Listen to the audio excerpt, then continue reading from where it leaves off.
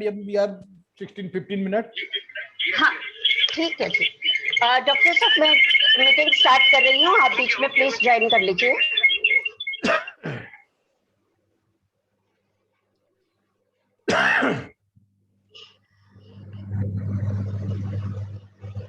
आदरणीय डॉक्टर मुकेश भाटिया जी, आदरणीय Acharya Shri Tilak Raj Thakkar ji, senior teacher art of living, आदरणीय Shri H L. Madan ji, president sales tax bar association, Shri Suresh Agarwal ji, secretary sales tax bar association, एवं Shri Narendra Sharma ji, joint secretary sales tax bar association, वरिष्ठ सदस्य एवं मित्रगण, मैं आप सबका इस स्पेशल सेशन में स्वागत करती हूँ, जिसका उद्देश्य उन इश्यूज को क्लैरिफाई और गाइड करना है जो ज़्यादातर हम लोगों के माइंड में चल रहे हैं इस कोरोना को लेकर। आज 1 साल से ज़्यादा हो गया है इस पेंडेमिक कोरोना कोविड-19 के साथ हमें जूझते हुए। रिसेंटली जिस तेजी से कोरोना केसेस बढ़ रहे हैं उससे हम सब डर गए हैं और हैरान हैं कि ये क्या हो गया और क्या हो रहा है। यह एक चिंता का विषय है जिसके लिए चिंतन करना आवश्यक है कि कैसे इससे बचा जाए। उसी के लिए हमने ये इनिशिएटिव लिया है। डिटेल में जानने के लिए हमने डॉक्टर मुकेश भाटिया जी और आचार्य तिलक राज ठक्कर जी को आमंत्रित किया है।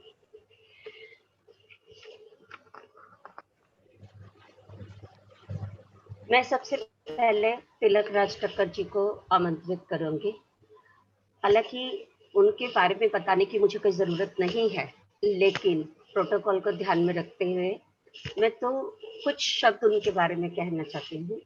हम सब आचार्य तिलक राज ठक्कर जी को अच्छी तरह से जानते हैं। ये हमारे अपने ही घर के सदस्य, बार के मेंबर हैं और आर्ट ऑफ लिविंग के सीनियर टीचर हैं।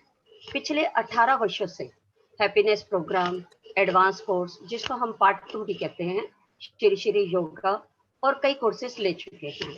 मैं आचार्य तिलक राज ठक्कर जी से रिक्वेस्ट करूंगी कि वह हमें बताएं कि कैसे हम योग और अध्यात्म से के द्वारा इस कोरोना पर विजय पा सकते हैं। Over to Tilak Raj Thakkar ji. Madam ji sorry, इसमें एक चीज और ऐड करना चाहूंगा। मैं ये कहना जरूर चाहूंगा कि हमारी बार के मेंबर हैं, बार के हमारी की मेंबर भी है तिलक राज ठक्कर जी। जी जी बिल्कुल बिल्कुल सर।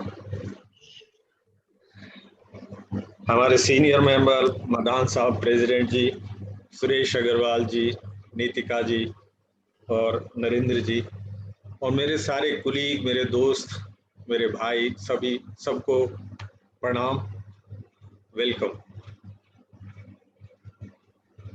मैं पिछले 18 साल से गुरुदेव श्री श्री रविशंकर जी से जुड़ा हूँ और वो करीब 18 साल से अलग अलग जगहों पे जाकर योग, प्राणायाम, सुदर्शन क्रिया, मेडिटेशन, अलग अलग कंपनियों में और अलग अलग इंस्टीट्यूशन में जाके करवाता हूँ और करवा रहा हूँ। मेरे लिए ये सेवा प्रोजेक्ट है, मैं सेवा का काम करता हूँ। और उस 18 साल से पहले मैं 15 साल पहले योग से जुड़ा हुआ था, भारतीय योग संस्थान से, और मैं 15 साल लगभग लोगों को पार्कों में योग कराता था। योग से कैसे जिंदगी को आगे बढ़ाया जाए, ये मेरा शौक रहा है, मेरी एक वो रहा है वकालत के साथ साथ। तो आगे चल के गुरुदेव के साथ मिला, गुरुदेव का आशीर्वाद मिला, तो इस सफर पे चालू। आज का जो टॉपिक आप हम सब लोगों के सामने है, मैं देखता हूँ हमारे में से बहुत सारे सीनियर मेंबर्स हैं, सभी लोग उनकी फैमिली मेंबर्स हैं, सभी हैं। एक फियर मन में है कि घर में किसी एक को भी कोरोना हो गया तो सीनियर मेंबर को तो जरूर हो जाएगा। ये एक फियर मन में चल रहा है सबके। उसका रीजन पीछे है कि हम में से बहुत सारे लोगों को कुछ ऐसी फिजिकल प्रॉब्लम्स हैं जिसको जो है ना ये कोरोना अट्रैक्ट करता है, कोरोना अट्रैक्ट करता है। जैसे जो लोग हाइपरटेंशन है, जिनको एंजाइटी है, डिप्रेशन है, शुगर है, वो सीनियर सिटीजन जितने भी हमारे हैं वो लोग कोरोना को बड़े आसानी से अट्रैक्ट कर लेते हैं और हम लोग तरह तरह का फियर अपने साथ कैरी करते रहते हैं। तो अब हमारे पास एक इशू रहता है कि how to handle it, how to face it. इनको जब ये सब चीज़ है तो इसको कैसे हैंडल करें।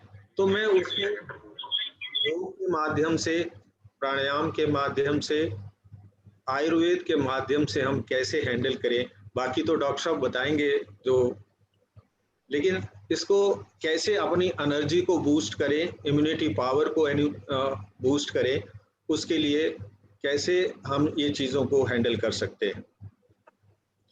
तो सबसे पहले तो इसके रूट काज पे हमें जाना है। रूट काज क्या है कि पहले हम ये देखते हैं कि बहुत सारी पॉपुलेशन हमारे, जो हमारे सीनियर्स भी हैं, घर में बड़े हैं या जो भी है, उन लोगों को 2-3 चीज़ों की प्रॉब्लम हमेशा रहती है और है लोगों को। वो है हाइपरटेंशन, हार्ट से रिलेटेड प्रॉब्लम, और शुगर, जो मेन है, जिनको मैं मेन मान के चलता हूँ, जिनको हमारे डॉक्टर्स, हमारे जो है सब कहते हैं कि ये घर से ना निकले, इधर नहीं जाए, ये जल्दी अट्रैक्ट करते हैं कोरोना को। तो पहले ना रूट काज से हम अपने योग के माध्यम से इन 2 चीज़ों को हैंडल करें तो मैं समझता हूँ वो कोरोना हमें कम अफेक्ट करेगा। अगर करेगा तो जल्दी ठीक हो जाएगा। उसके लिए जैसे मैं सबसे पहले लेता हूँ जो लोग हाइपरटेंशन में हैं, जिनको हार्ट से रिलेटेड प्रॉब्लम्स रहती हैं, उन लोगों को वो सारी जो गवर्नमेंट की गाइडलाइंस है फॉलो तो करनी ही करनी है। साथ में हर रोज डेली अपने शरीर को, अपने मन को, अपनी भावनाओं को 1 घंटा 1.5 आवर या 1 आवर जरूर दें, जिससे कि वो ये जो चीजें हैं जो हमारा कोरोना जो जिसको हम अट्रैक्ट कर लेते हैं वो हमसे दूर रहे। क्योंकि अब ये हमेशा रहने वाला, ये जाने वाला नहीं है। ये एक बरसात की तरह अब रहेगा हमारे साथ। जैसे हम बरसात में बाहर निकलते हैं, छाता ले लेते हैं या रेनकोट ले लेते हैं, लेकिन कभी ऐसा नहीं हुआ हम अपने काम को छोड़ दें कि कोरोना इसकी वजह, बरसात की वजह से। अब कोरोना भी part and parcel of the life बनता जा रहा है धीरे धीरे। और कितनी बार हम लॉकडाउन करेंगे, कितनी बार हम लोग जो है कर्फ्यू लगाएंगे, इन सब को ध्यान में रखते हुए हमें अपने को एक अपने चारों तरफ एक जो ऐसा कवरेज बनाना पड़ेगा, एक ऐसी शीट बनानी पड़ेगी कि ये हम इनको, इस कोरोना जो वायरस है उसको अट्रैक्ट ना करें, योग के माध्यम से, प्राणायाम के माध्यम से और मेडिटेशन के माध्यम से। तो मैं पहले 2 जो बहुत इशू है हमारे जो कंट्री में, जो है हार्ट और हार्ट से रिलेटेड प्रॉब्लम्स, आज जिन लोगों को हाइपरटेंशन रहता है, तो उनके लिए मैं 1-2 छोटे छोटे टिप्स प्रैक्टिकली यहाँ बता देना चाहता हूँ। अगर वो इसको यूज करें तो बड़ी जल्दी थोड़े समय में ही हाइपरटेंशन या हार्ट से जो ऊपर प्रेशर है वो मिनिमाइज हो जाते हैं, आप स्ट्रॉन्ग फील करने लगते हो, इम्यूनिटी पावर आपकी बढ़ने लगती है। उसमें एक सबसे बड़ा महत्वपूर्ण है वो हमारा मुद्रा है, जिसको अपान वायु मुद्रा कहते हैं। अपान वायु मुद्रा दोनों हाथों से होती है।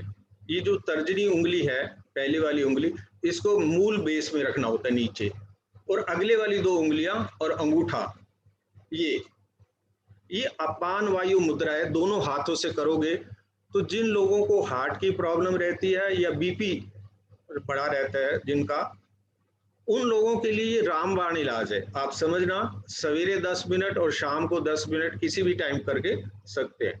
ये टीवी देखते हुए, ट्रैवलिंग करते हुए, कहीं भी बैठ के ऐसा कर सकते हो। अंगूठा, मध्यमा उंगली और अनामिका उंगली ये मिले, और ये जो तर्जनी उंगली है ये मूल में, ये हो, तो दोनों हाथों से इसको किया जा सकता है। ऐसे करके आप देखेंगे हार्ट के ऊपर प्रेशर कम हो जाएगा, आपका बीपी ठीक रहने लगेगा।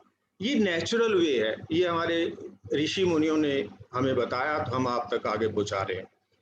साथ ही साथ अगर हमारे को ना गुस्सा बहुत आता है, हम लोग बहुत एरोगेंस फील करते हैं, नाराज होने लगते हैं, जब कब होता है, जब हमारी एनर्जी नीचे की होती है, एनर्जी डाउन टूवर्ड्स होती है, थका थका महसूस करते हैं। उसके लिए अभी गर्मियां भी शुरू हो गई हैं, तो क्या करना चाहिए चंद्रभेदी प्राणायाम करना चाहिए। चंद्रभेदी प्राणायाम क्या है? ये लेफ्ट नॉस्ट्रल से श्वास भरना है, रोकना है और फिर राइट नॉस्ट्रल से निकाल देना। अगेन लेफ्ट से भरना है, रोकना है, राइट से, लेफ्ट से भरते रहना, राइट से निकालते रहना।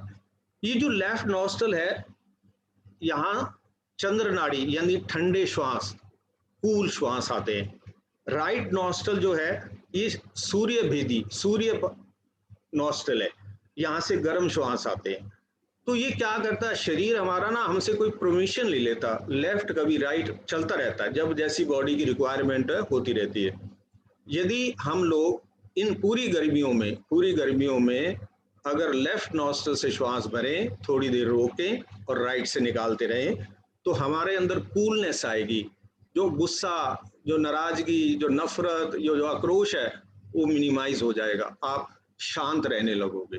आपको जो कभी गर्मियों में लाइट चली जाती है ना, बड़े बेचैन से फील करते हो, तो भी रिलैक्स फील करोगे। तो क्या है, चंद्रभेदी प्राणायाम करना चाहिए जिनको हार्ट से रिलेटेड प्रॉब्लम है या जिनको कोई आदत छोड़नी है, वह ज्यादा चाय को पीते हैं, ज्यादा कॉफी पीते हैं, ये आपकी हैबिट को छुड़वाने में भी मदद करता है चंद्रभेदी प्राणायाम। ये करने से हमारे शरीर में कूलता, विश्राम मिलता है, पीस मिलती है, शांति मिलती है।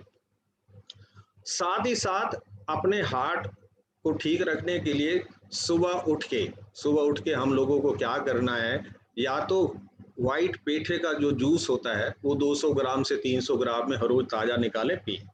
वो नहीं हो सके तो लौकी का जूस, लौकी का रोज सवेरे 1 गिलास 200 से 300 ग्राम पिए। आप देखेंगे हार्ट के ऊपर जो प्रेशर्स हैं वो मिनिमाइज हो जाएंगे और आपको लगेगा कि मैं एनर्जाइज महसूस करने लगोगे। और इससे क्या होगा कि जो हमें डर है, फियर है कि कोरोना इन लोगों को जल्दी पकड़ता है, वो भी मिनिमाइज हो जाएगा। दूसरा मैं आप लोगों से ये कहना चाह रहा था कि जिन लोगों को ये हार्ट की प्रॉब्लम है, वो चाहें तो अपने साथ जो सवेरे उठ के कपालभाति कर सकते हैं। कपालभाति प्राणायाम सीख लें, नहीं तो मुझे कहोगे तो मैं यहाँ अभी भी करा के बता दूंगा। कपालभाति करने से भी हमारे शरीर के अंदर से बड़े सारे टॉक्सिन और बहुत सारी जो मुश्किलें हैं वो निकल जाती हैं। तो ये करने से होगा। दूसरा, आजकल हम लोगों में डायबिटिक बहुत लोग हैं, शुगर के घर घर में आप देखते हो डायबिटिक है, शुगर बढ़ रही है, मुश्किलें बढ़ रही हैं। और ये भी कहा गया कि कोरोना जो शुगर पेशेंट है उनको ज़्यादा जल्दी अट्रैक्ट कर लेता है और ज़्यादा उनको, क्योंकि उसकी इम्यूनिटी बड़ी डाउन होती है, उसकी एनर्जी बड़ी डाउन टूवर्ड्स होती है। तो उन लोगों को क्या करना चाहिए, ये जो हमारी अनामिका उंगली है जहाँ टच करती है, ठीक है, जहाँ अनामिका उंगली टच करती है, ये रिंग फिंगर, या वहाँ अपना एक्यूप्रेशर करना चाहिए अपने ही अंगूठे से। हर रोज जब आप ब्रेकफास्ट लें, लंच लें, डिनर लें, 30-40 बार ये साथ में, 30-40 बार ये साथ, रेगुलर बेसिस पे जब भी आप ब्रेकफास्ट करने जा रहे हो, लंच करने जा रहे हो, पहले ये कर लें, उसके बाद ले। उस समय जो इंसुलिन की जरूरत होगी ना, वो ये पूर्ति कर देगा और आपका जो शुगर लेवल है वो बढ़ेगा नहीं, आप समभाव रहोगे। एक तो ये रहेगा। दूसरा, योग में क्या है, कुछ आसन ऐसे हैं जो हमारे शुगर को ठीक रखते हैं। उसमें मेन आसन क्या है, एक तो मंडूक आसन है, मंडूक आसन, एक ऊष्ट आसन है, एक पवन मुक्त आसन है, एक नटराज आसन है, एक धनुर आसन है। ये आसन जो है प्रोमिनेंट 5-5 बार कर लिए जाए तो हमारे शरीर में जो शुगर लेवल है वो रिड्यूस होने लगेगा और हम रिलैक्स फील करने लगेंगे और हमें वो जो दवाइयां ले रहे हैं उसमें रिड्यूस हो जाए, कम हो जाएगा। ऐसा नहीं हो कि बढ़ेंगी, लेकिन रिड्यूस होती चली जाएंगी। दवाइयों का एक अपना स्थान है योग और प्राणायाम। और एक और इसमें मुद्रा होती है जिसको हम सूर्य मुद्रा कहते हैं। सूर्य मुद्रा कौन सी है, यही अनामिका उंगली जब नीचे बंद करके ऊपर से अंगूठा कर दे ऐसे करके, ये हमारे जो पैनक्रियास को जो है स्टिमुलेट करती है। ये 10 मिनट भी बहुत होते हैं करना, तो शरीर में उष्णता आ जाती है, इसलिए इसको सूर्य नाड़ी कहा गया, सूर्य को करा। इसके करने से एक और काम होता है, जिसका ज्यादा वजन होता है वो वजन भी ठीक होने लगता है, ये आपके वजन को भी रिड्यूस करने में मदद करता है। But it should not be more than 10 minutes, 10 minute से कम ही कम करें दोनों हाथों से, और हो सके तो गर्मियों में पानी पी के ही करें, पहले आधा पौना गिलास पानी पिए फिर उसके बाद करें, तो ये भी शुगर लेवल को और जो आपका जो है ना उसको भी बर्न कर देता है और आपको ठीक। जब ये दो मेजर चीजें आपकी ठीक होती हैं तो कोरोना भी को आप हरा सकते हो। इस तरीके से अपने ही घर में हर रोज कपालभाति प्राणायाम लेके एक सुदर्शन क्रिया जो हम आर्ट ऑफ लिविंग में कराते हैं, बहुत सारे लोगों ने की भी हुई है। सुदर्शन क्रिया एक ब्रीदिंग टेक्निक है और वो वर्ल्ड वाइड 156 देशों में कराई जाती है, पूज्य गुरुदेव की आवाज में कराई जाती है। उसको मैं, नीतिका जी और भी मदान साहब भी हैं, ये सब लोग हम लोग कराते हैं, आजकल ऑनलाइन करा रहे हैं। जो लोग ये सुदर्शन क्रिया करते हैं उनको बहुत सारे शरीर की मुश्किलें, बहुत सारी फिजिकल लेवल और मेंटल लेवल की मुश्किलें दूर हो जाती हैं। ये हम ऑल इंडिया मेडिकल इंस्टीट्यूट के अंदर ही जिम खाना क्लब है, वहाँ भी रेगुलर बेसिस पे ये कराई जाती है, डॉक्टरों को भी, नर्सेस को। बेंगलोर में जो भी हॉस्पिटल्स हैं उनमें एक जगह मिली हुई है, इसको नीमेंस में बेंगलोर में जगह मिली हुई है कि इस कोर्स को कराया जाए ताकि जो दवाई दी जा रही है वो अच्छे से वर्क करे। तो उसके लिए कि ये जो सुदर्शन क्रिया जो लोग करते हैं उनके पास एक एनर्जी लेवल बूस्ट हो जाती है तुरंत। जितनी एनर्जी आपकी बूस्ट होगी, जितने आप पावरफुल रहेंगे, तो आपको कोरोना नजदीक एक कवच बन जाएगा आपके चारों ओर। आप और वो सुदर्शन क्रिया बहुत बहुत इंपॉर्टेंट रोल अदा करती है इन सब चीजों में। तो मेरा पर्सनल एक्सपीरियंस है 20 साल का कि सुदर्शन क्रिया हर लेवल पे, मेंटल लेवल पे, फिजिकल लेवल पे, इमोशनल लेवल पे, सब पे फर्क डालती है और हमको अपलिफ्ट करती है, हमारी एनर्जी को ऊपर की ओर उठाती है। जब एनर्जी हमारी डाउन टूवर्ड्स होती है तभी नेगेटिव थॉट आना, गुस्सा आना, नाराजगी होना, हर समय मुश्किल में रहना, ये आदत हो जाती है हम लोगों को। और जब हम लोग, हमारी एनर्जी अपवर्ड होती है तो हम फिराक दिली होते हैं, खुश रहते हैं, डाउट्स नहीं करते और कोई चीज हमारे को अफेक्ट नहीं कर पाती। नेगेटिव एनर्जी जो नेगेटिव है चीजें वो हमको अफेक्ट करनी, और ये जो सुदर्शन क्रिया है वो आपको मदद करती है। मेरा ये मानना है, आप किसी भी प्रोफेशन में हो, आप जज हो, डॉक्टर हो, प्रोफेसर हो, इंजीनियर हो, प्रोफेसर हो, कुछ भी हो, सबको ये लर्न करनी चाहिए। लर्न करने के बाद अपनी लाइफ में इम्प्लीमेंट करना चाहिए। और आपको बता दूं, ये एक कवच बन जाएगा कि कोरोना आप तक ना पहुंचे। अगर आवाज गायब हो गई।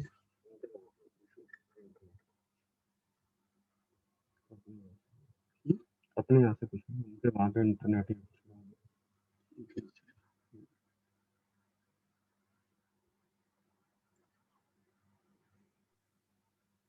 नीतिका जी, ठक्कर साहब की आवाज में कुछ प्रॉब्लम होगी, अनम्यूट करो नीतिका जी।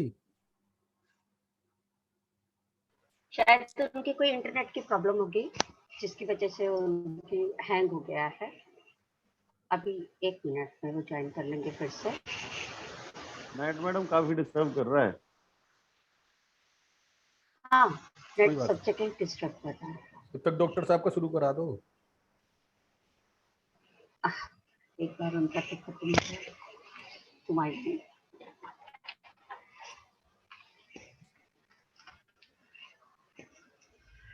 आज के डेट में नेट की प्रॉब्लम हम हर कोई फेस कर रहे हैं, जहाँ कोरोना की फेस कर रहे हैं वही नेट की भी कर रहे हैं। पहले डॉक्टर साहब का लिंक नहीं आ रहा था और अब टक्कर साहब का लिंक चला गया। तो टक्कर साहब,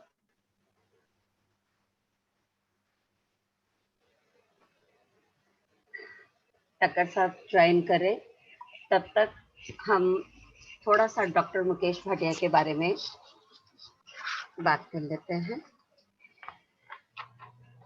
डॉक्टर मुकेश भाटिया एक सीनियर डॉक्टर हैं। इन्होंने अपनी शिक्षा मौलाना आजाद मेडिकल कॉलेज से की है। फोर्टिस हॉस्पिटल में ये सीनियर कंसल्टेंट हैं। मेडिसिन के एक एक्सीलेंट टीचर हैं। वे एक अच्छे वक्ता के साथ साथ एक अच्छे लेखक भी हैं। इन्होंने 2 बुक्स लिखी हैं जिनके नाम हैं मेडिसिन सिंप्लीफाइड और medicine assets. Prime minister of India द्वारा सम्मानित किए जा चुके हैं। दिल्ली मेडिकल एसोसिएशन द्वारा कई इनको अवार्ड मिल चुके हैं। ज्यादा और कुछ नहीं कहते हुए मैं सीधा डॉक्टर मुकेश भाटिया जी से रिक्वेस्ट करूंगी कि वह हमें एनलाइटन करें कि कैसे हम कोरोना को हराएं। Thank you. सभी को नमस्कार, सभी को प्रणाम। मुझे उम्मीद है कि आपको मेरी आवाज आ रही है। Thank you. जी जी जी बिल्कुल आ रही है। चलिए, let's without wasting time will start the session. Sorry for inconvenience. Technology is very good but it has its own side effects also. Yes. आज का जो विषय, आगे चलेंगे। I hope it is visible to all of you. Yes yes. या आगे चलेंगे। Next slide. Well, तो topic how to avoid and face corona, ये आज का टॉपिक दिया गया है। वेल, मेरा टॉपिक रहेगा, बहुत सारी चीजें आपको पहले पता है, काफी लोगों को तकलीफ हो भी चुकी है और अब तो ऐसी चीज है कि लगभग काफी लोग जानते हैं। लेकिन ऑफ कोर्स जब मेरी कोई बात होगी तो it will be add on to your knowledge. Okay, मैं सिर्फ प्रैक्टिकल बातें करूंगा। No unnecessary theory, no unnecessary medical terms, and easy to understand and remember. ये मेरा एम रहेगा। मेरा फॉर्मेट रहेगा frequently asked question and answer, क्योंकि this is the most effective and most informative way of learning. मैं क्या क्या चीजें आपको बताऊंगा। पेशेंट की कंप्लेंट्स क्या होती है, क्या क्या हमें टेस्ट कराने चाहिए, क्या ट्रीटमेंट होना चाहिए, वैक्सीनेशन के बारे में बहुत सारे सवाल आपके माइंड में होंगे, कैसे प्रिवेंट करेंगे, रोल ऑफ डाइट एंड ओहो अल्कोहल की बात कमाल है। वेल अगेन कुछ लोगों के मन में चेहरे पे स्माइल आई होगी। लर्निंग विद द फन, ये मेरा एम रहेगा। चलिए, पहला सवाल है, what are the main symptom. क्या तकलीफ होगी या आपके घर में या किसी को, कैसे आप सोचेंगे इसको कोरोना है। पहली बात, फीवर सभी को पता है, लेकिन कोई जरूरी नहीं फीवर आए, ये एक खास बात है। It's not necessary. Body pens, कई बार सिर्फ मरीज को पूरे बदन में दर्द होता है। ज्वाइंट पेन्स, जोड़ों में दर्द की कंप्लेंट देखी जाती है। सूखी खांसी, ये एक खास बात है। ड्राई कफ, बलगम नहीं आ रही, सूखी खांसी और loss of taste and smell sensation, जो पॉइंट नंबर 5 लिखा है आपके आगे। ये एक ऐसी चीज है by which you can really think कि परहैप्स कोरोना की शुरुआत है। ये जो पहले 4 पॉइंट्स है, ये किसी भी वायरल फीवर में हो सकते हैं, लेकिन जो 5वीं बात है, loss of smell and taste, that is seen only in corona, बाकियों में यूजली नहीं कॉमन है। डायरिया और रेड आईज, लूज मोशन और आंखें लाल होना, ये बात एक नई चीज देखने में आई है। जो कोविड 2021 में जो करंट चल रहा है, इसमें कुछ बातें एक्स्ट्रा हैं। हमें पता है कि कोविड 2019 से चला आ रहा है और हमने कोविड-19 नाम दिया था, लेकिन जो 21 वाले में fever longer duration, that means no, पिछले जो बार आया था 5-7 दिन में फीवर उतर रहा था, लेकिन इस बार जो फीवर आ रहा है 10-12 दिन तक चल रहा है। ये एक बड़ी चिंता का विषय रहता है मरीजों के लिए। तो अगेन सबकी जानकारी के लिए, इस बार फीवर लंबा चल रहा है, तो nothing to be worry about it. Diarrhoea, इस बार के जो मरीजों में लूज मोशन भी ज्यादा देखा जा रहा है, जो पिछली बार वाले में इतनी प्रॉब्लम नहीं थी। और रेड आईज, लाल आंखें होना, कंजंक्टिवाइटिस, ये भी इस बार वालों में ज्यादा देखा जा रहा है।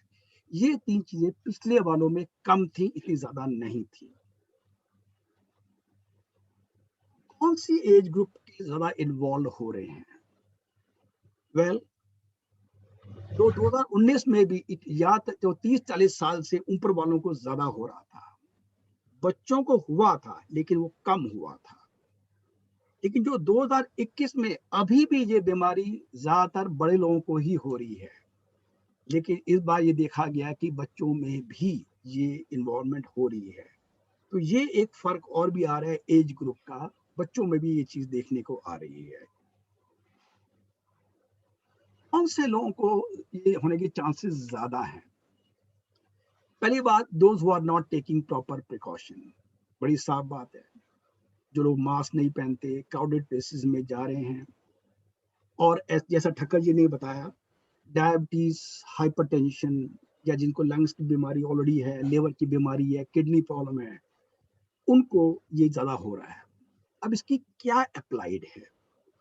अप्लाइड यही है कि पॉइंट नंबर 1 में जब भी जाएं मास्क पहन के जाएं, भीड़ भाड़ की जगहों में जहां तक हो सके अवॉइड करेंगे, और जिन लोगों को, खास करके बुजुर्ग लोगों को कोई बीमारी है लंग्स की, लिवर की, वो बाहर, उनके लिए सख्त मना है। खास करके डायबिटिक पेशेंट के अंदर स्ट्रिक्टली मना है, उनके लिए they are not suppose to go out at all.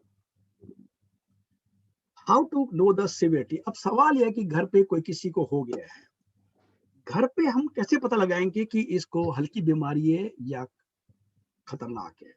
ये दो बड़े प्रैक्टिकल पॉइंट्स हैं, ये मैं चाहूंगा, चाहो तो आप लिख लीजिए। पहला है रेस्पिरेटरी रेट मोर देन 24 पर मिनट। क्या मतलब इसका? आप किसी के आगे बैठे हैं और वो आदमी सांस ले रहा है, बड़े आराम से आप गिन सकते हैं उनको सांस कितनी बार चल रहा है। नॉर्मली 16 से 18 बार होता है 1 मिनट में। तो फिगर याद रखेंगे 24। अगर 24 है लिखेंगे, मुझे देखेंगे, आप देखेंगे मेरी सांस तेज चल रही है, यू कैन काउंट इट। तो कैसे याद रखेंगे? 24 दिन में 24 घंटे होते हैं, वही फिगर 24 है। अगर किसी का रेस्पिरेटरी रेट, सांस लेने की जो का more than 24 times in minute, ये एक अलार्मिंग चीज है। ये कोई भी कर सकता है घर में आराम से। सेकेंड, अगर आपके पास पल्स ऑक्सीमीटर है, पल्स ऑक्सीमीटर में सैचुरेशन आती है, अगर वो 90% से नीचे जा रही है तो ये मामला थोड़ा सा सीरियसनेस की तरफ जा रहा है। तो इस स्लाइड में सिर्फ 2 बातें याद रखनी है आपने, 24 और 90। 24 is the respiratory rate and 90 is the percentage of saturation. ये क्या चीज है मैं अभी बात करता हूँ। जो मैंने ऑक्सीजन सैचुरेशन की बात की है, पल्स ऑक्सीमीटर, ये आज घर घर में है, इसलिए मैं इसका जिक्र कर रहा हूँ। हर एक के पास है और बहुतों को इसका मतलब नहीं पता है। ये पल्स ऑक्सीमीटर आपके सामने फोटो नजर आ रही है। इसको सिंपल एक उंगली में जैसे ये लगाएंगे, सिंपल उंगली की तरफ लगाएंगे, आपके सामने नजर आ रहा है लेफ्ट स्क्रीन पे, आपके लेफ्ट साइड में, और राइट साइड में फुल फोटो है। ये बताएगा आपकी ऑक्सीजन सैचुरेशन कितनी है। अगर आप देखेंगे जो राइट साइड की स्क्रीन है उसमें लिखा हुआ 98 लिखा हुआ है, और साथ में 76 भी लिखा है, नजर आ रहा है। ये 98 सैचुरेशन बता रहा है और 76 पल्स रेट बता रहा है। बहुत लोगों को ये चीज नहीं पता होती और वो पल्स को करेंगे सैचुरेशन के लिए, जैसे 76 देखा वो घबरा जाते हैं। तो इस बात का ध्यान रखेंगे, पल्स ऑक्सीमीटर में 2 चीजें आती हैं, ऑक्सीजन सैचुरेशन एंड पल्स। हमें ऑक्सीजन सैचुरेशन से मतलब है, पल्स आपकी चिंता का विषय नहीं है। अगर आप अपनी स्क्रीन के लेफ्ट साइड में देखेंगे तो इसमें सैचुरेशन 93 आ रहा है और पल्स 73 आ रही है। अब ये दोनों ही ठीक ठाक है, नथिंग वरी अबाउट इट। तो क्या देखा, क्या सीखा हमने कि पल्स ऑक्सीमीटर जो बड़े आराम से किसी भी केमिस्ट से मिल जाएगा, ये चीज ले आए तो इससे आप अपना ऑक्सीजन सैचुरेशन मॉनिटर कर सकते हैं। नॉर्मल ऑक्सीजन सैचुरेशन कितना होना चाहिए? 94 से ज्यादा है तो आप 94 टू 100 की रेंज है, ये नॉर्मल रेंज है, राइट। सो मैंने कहा अगर 90 से नीचे हो जाता है तो it is a matter of worry. So corona के अंदर क्या होता है, ऑक्सीजन सैचुरेशन फॉल्स। जैसे मैंने कहा था, हमें ऑक्सीजन सैचुरेशन को देखना है, कितना होना चाहिए। बिलो 90 है तो हमें चिंता का विषय है। तो दैट्स व्हाई मैंने कहा पल्स ऑक्सीमीटर अगर है तो अच्छा है। अब एक और सवाल, अगेन बड़ा frequently ask, can oxygen saturation reading में बी रॉन्ग आल्सो? यस, ये गलत भी हो सकती है। कब? अगर मशीन की क्वालिटी अच्छी नहीं है। ये सबसे बड़ी प्रॉब्लम है।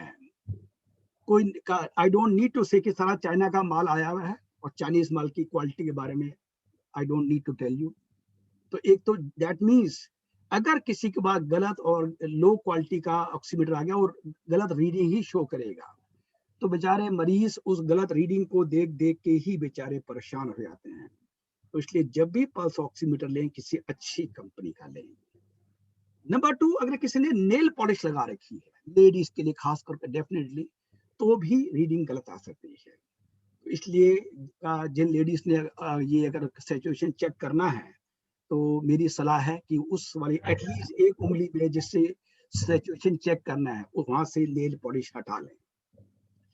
एक और कॉमन सवाल, कौन सी उंगली में चेक करें? कोई सी भी उंगली यूज कर सकते हैं। नॉर्मली ये अपनी जो सोकॉल का इंडेक्स फिंगर, अपनी जो का ये वाली फिंगर या बीच कोई से फिंगर यूज कर सकते हैं। Any finger can be use, लेकिन बीच की 3 करें तो अच्छा रहता है, but you can use any finger. How do you know the good quality machine? ये सवाल मुझसे हर कोई पूछता है।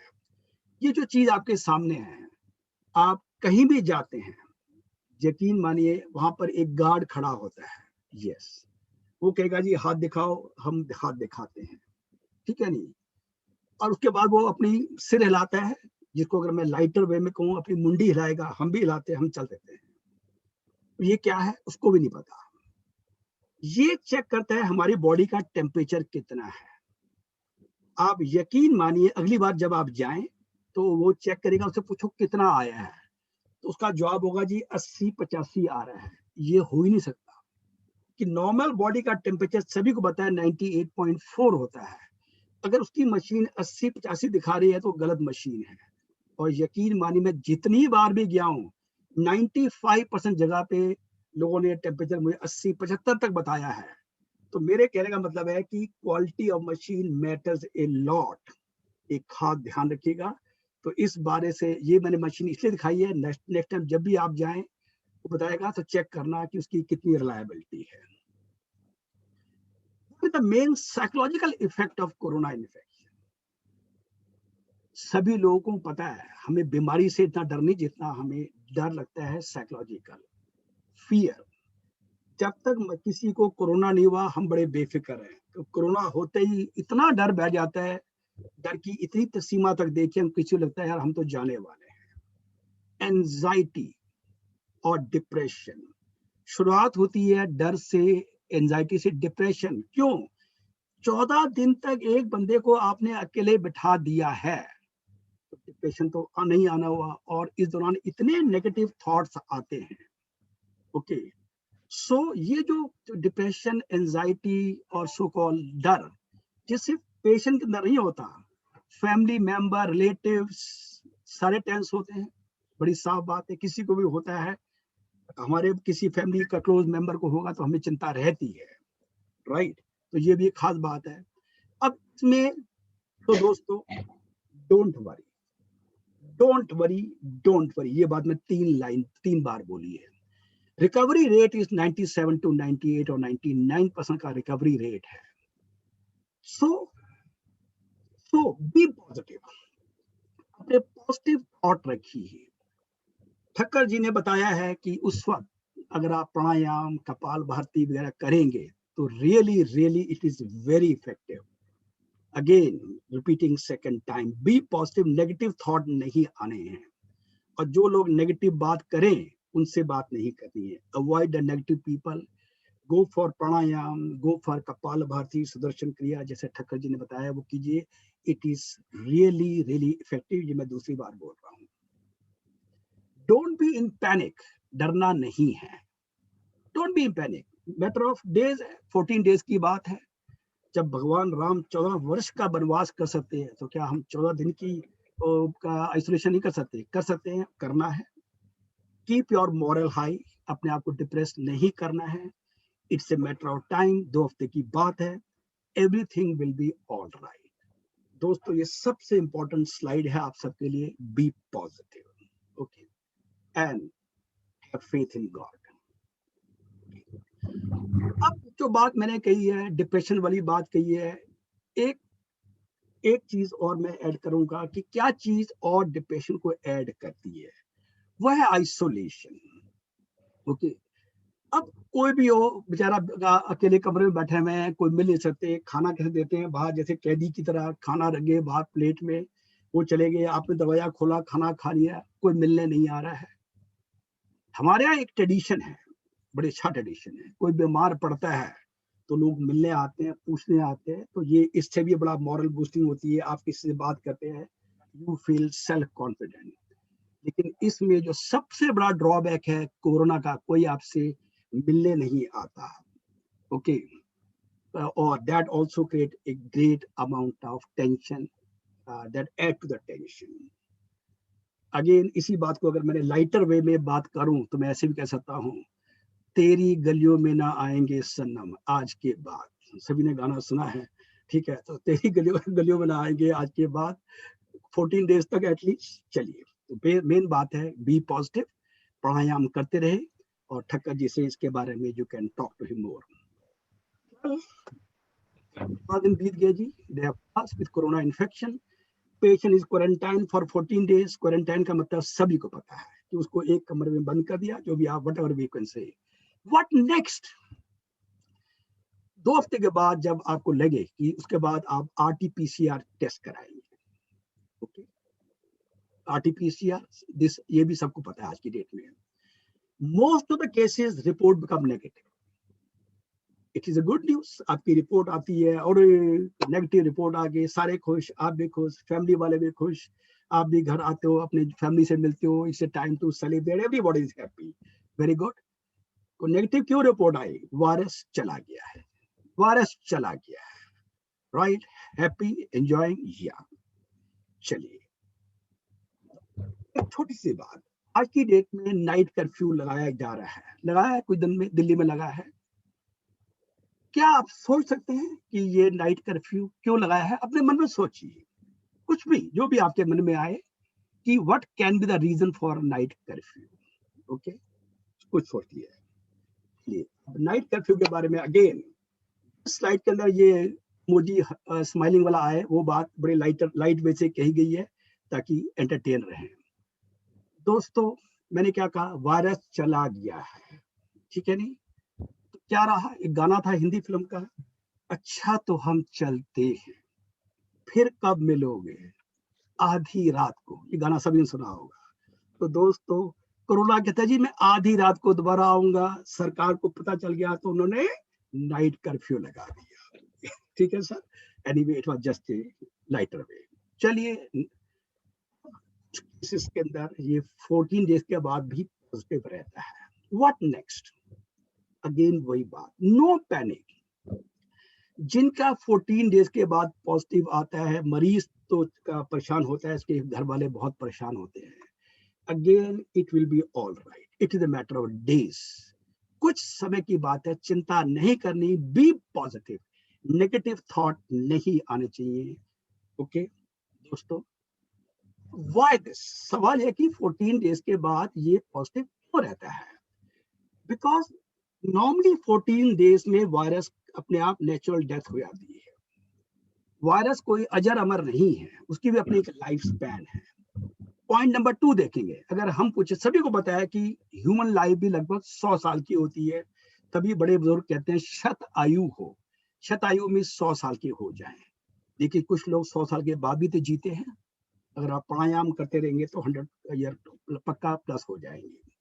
तो ऐसे ही वायरस 14 डेज तक चला जाता है, पर कुछ केस में थोड़ा लंबा रहता है। और जो इनफैक्ट जो 2021 में आ रहा है, इसकी थोड़ी सी एज ज्यादा है, लेकिन जो मेरा जो मतलब बात करने का है कि चिंता नहीं करनी, don't be panic at all, it is a matter of chance that it is there for last more than 14 days also. ठीक है, फिर तो अगेन इसी बात को अगर मैंने लाइटर वे में कहना हो, virus, either virus doesn't want to leave the patient or the patient doesn't want to leave the virus, ये भी हो सकता है। ऐसी बात को लाइटर वे में कहें, ऐसा भी हम अगेन एक गाना है, अभी ना जाओ छोड़ के कि दिल अभी हरा नहीं। ठीक है, तो इसी में अगेन लेटर अभी ना जाओ छोड़ के, दिल अभी भरा नहीं। Well don't worry, everything will be all right. सवाल है कि how to get tested. You can go to any lab. I think ये अब तक सबको पता चल चुका है कि कहाँ पे टेस्ट हो रहे हैं। सरकारी फ्री है और प्राइवेट वाले पैसे लेते हैं, दैट भी आपको पता है। एंड मेरे ख्याल से लगभग सभी का हो चुका होगा, नहीं है तो उनकी जानकारी के लिए वो आपसे आधार कार्ड मांगते हैं और आपकी रिपोर्ट आपके मोबाइल पे आ जाती है। Okay, what type of test are there? Question दूसरा एक और है, दो है टेस्ट, एक है रैपिड एंटीजन टेस्ट, इसकी रिपोर्ट 1-2 घंटे में आ जाती है। दूसरा वाला RT-PCR, इसकी रिपोर्ट 24 घंटे में आ जाती है, वैसे तो 4-6 घंटे में भी आ जाती है, लेकिन वहां पे लोड काफी है तो लगभग 24 घंटे में आता है। Again repeating second time report आपके मोबाइल पे आती है, तो you don't have to go there. Okay, और क्योंकि ये भी पता है कि 4 से 6 घंटे में आती है, अब 10 घंटे में रिपोर्ट नहीं आई तो लोग परेशान हो जाते हैं, इसलिए मैं दोबारा कह रहा हूं कि रिपोर्ट आने में कई बार 24 घंटे लगते हैं, because of work load is very very high. तो इसके बारे में I don't need to tell you more, which is better. Again a question, RT-PCR definitely better है। ओके, फॉर एंटीबॉडी टेस्टिंग, ये भी कुछ लोगों को सवाल पूछते हैं कि एंटीबॉडी टेस्ट कराएं। जब भी वायरस इन्फेक्शन होगा या कोई वैक्सीन लगवाएगा तो उसके अगेंस्ट एंटीबॉडी पैदा होती है, वही हमारी डिफेंस है। सिंप्लीफाइड वे में जब हम वैक्सीन लगाते हैं तो वो एंटीबॉडी पैदा करता है। एंटीबॉडी वो चीज है जो दोबारा वायरस को इन्फेक्शन नहीं होने देगी। अगर वायरस इन्फेक्शन हो गया वो भी एंटीबॉडी पैदा करेगी। अब सवाल यह है कि इसका कि हमने क्यों टेस्ट कराया, एंटीबॉडी बननी है, राइट। सो याद रहे, ये कोरोना इन्फेक्शन के बाद भी आएगी और वैक्सीनेशन के बाद भी आएगी। क्या ये जरूरी है कि हम एंटीबॉडी टेस्ट कराएं? नो वे, कोई जरूरत नहीं है, कोई हमें एक्स्ट्रा एडवांटेज नहीं मिलने वाला सिवाय साइकोलॉजिकली, क्योंकि एंटीबॉडी बनी है तो खुश है, नहीं बनी तो आपने अपने अंदर एक और कीड़ा पैदा कर लिया, अरे यार मेरी तो एंटीबॉडी नहीं बनी, और डिप्रेशन आएगा। तो इसलिए ना कराएं तो बेटर है। मैं सिर्फ सलाह दे सकता हूँ, I can not order. Positive आएगा 90% पॉजिटिव आएगा, 10% में नेगेटिव भी आता है, that can be due to technical reason also. हर एक लैब की अपनी टेक्निकल एरर्स होती हैं, सो याद रहे, so it's up to you to decide, लेकिन कोई एडवांटेज मिलने वाला नहीं है। ट्रीटमेंट इज गिवन नाउअडेज, मैं इस पर थोड़ा समय लगाऊंगा। आप सभी को याद होगा जब 2019 में ये प्रॉब्लम आई थी दिसंबर में, 2020 के शुरू में सभी ने कहा भी कोई ट्रीटमेंट नहीं है, और सही माने में है भी नहीं, ईमानदारी की बात कर रहा हूँ। तभी किसी ने कहा जी हाइड्रोक्सी क्लोरोक्विन बड़ी इफेक्टिव है, और उन दिनों पूरी मार्केट से क्लोरोक्विन गायब हो गई थी और इंडिया ने अमेरिका को एक्सपोर्ट कर दिया, ये हुआ वो हुआ। बाद में क्या आया जी, ये तो किसी काम की नहीं है। तो जो एक हीरो बन के आई थी तो वो दवाई का महीने 2 महीने में भी नॉन इन्फेक्टिव, इसका कोई यूज नहीं है। आज की डेट में सिर्फ दवाइयों का नाम बताऊंगा, लिखा है का स्टेरॉइड्स का एक खास रोल है, लेकिन खुद कभी भी इस्तेमाल नहीं करेंगे, इसका एक टाइम होता है which to be given by the experienced doctor। अगर इसको आपने गलत तरीके से इस्तेमाल किया गया, जो कि अक्सर मैंने देखा है लोग कर रहे हैं, and that will really add to your problem। अगर इसका सही इस्तेमाल हुआ तो बीमारी कंट्रोल हो जाएगी जल्दी, लेकिन गलत हुआ तो बीमारी ऐसे फैलेगी। तो दोस्तों ये एक आग है, माचिस का काम भी करेगी या आपको लगा भी देगी। तो ये खास इंस्ट्रक्शंस हैं। कभी भी स्टेरॉइड का रोल है यस, लेकिन किसी भी अनक्वालिफाइड डॉक्टर से या किसी नॉन एक्सपीरियंस डॉक्टर से ये चीज ना कराएं, ये एक एडवाइस है। उसके अलावा नेक्स्ट लिखा हुआ है टेबलेट आइवरमेक्टिन लिखा हुआ है, रेमडेसिविर, इसके भी बहुत चर्चे हैं, इसका तो जोक बना हुआ है, और नाम है रेमडेसिविर और रामदास वीर कहा गया, किसी ने जोक बनाने वालों का अपना है। आसान है, रामदास वीर जी। टोक्लिजुमैब बड़ी महंगी दवाई है, 40 से 50 हजार का इंजेक्शन है। प्लाज्मा थेरेपी क्या इफेक्टिव है? इनमें से कोई फुल प्रूफ ट्रीटमेंट नहीं है, ये सारे सपोर्टिव ट्रीटमेंट है, लेकिन देना है क्योंकि और कोई ऑप्शन नहीं है। तो इसलिए again the next question, are the sure treatment? No, it's a new disease, so many treatment has been prescribed, none of them is a full proven treatment, mainly is supportive treatment। मैंने बहुत बड़ी बात कह दी है इस विषय में, मैंने बात कह दी है। some people will object to it also, okay, depending on, लेकिन when I say well treatment means ये बीमारी है, ये दवाई देंगे पक्का ठीक हो जाएगा, ये पक्का शर्तिया रामबाण इलाज नहीं है, लेकिन सपोर्टिव ट्रीटमेंट है, यही देना है। Okay. Twice, always consult a qualified doctor. Do not do self-medication. अपना इलाज खुद नहीं करना। और याद रहे, हमारे देश में अगर मैं आपको सवाल पूछूं कितने डॉक्टर हैं, तो याद है, कोई पता है, कोई फिगर कितने डॉक्टर हैं? या हमारे देश में 135 करोड़ डॉक्टर है और 135 करोड़ वकील है। एक साथ उतना ही वकील है, बिल्कुल ठीक कहा। हर आदमी सोचता है सबसे बड़ा डॉक्टर मैं हूँ, सबसे बड़ा वकील भी मैं हूँ। तो कृपया करके अगर कोई सड़क छाप बंदा अपनी वकालत दिखाएगा, मैं जाके उसकी बात मानूंगा तो मैं बेवकूफ हूँ। इसलिए एक हम प्रोफेशनल्स हैं, आप भी प्रोफेशनल है, मैं भी प्रोफेशनल हूँ। Always consult the right person to get the right advice. You and me lawyers and doctor are paid for the consultation, we give the right advice, ये हमारी फीस होती है।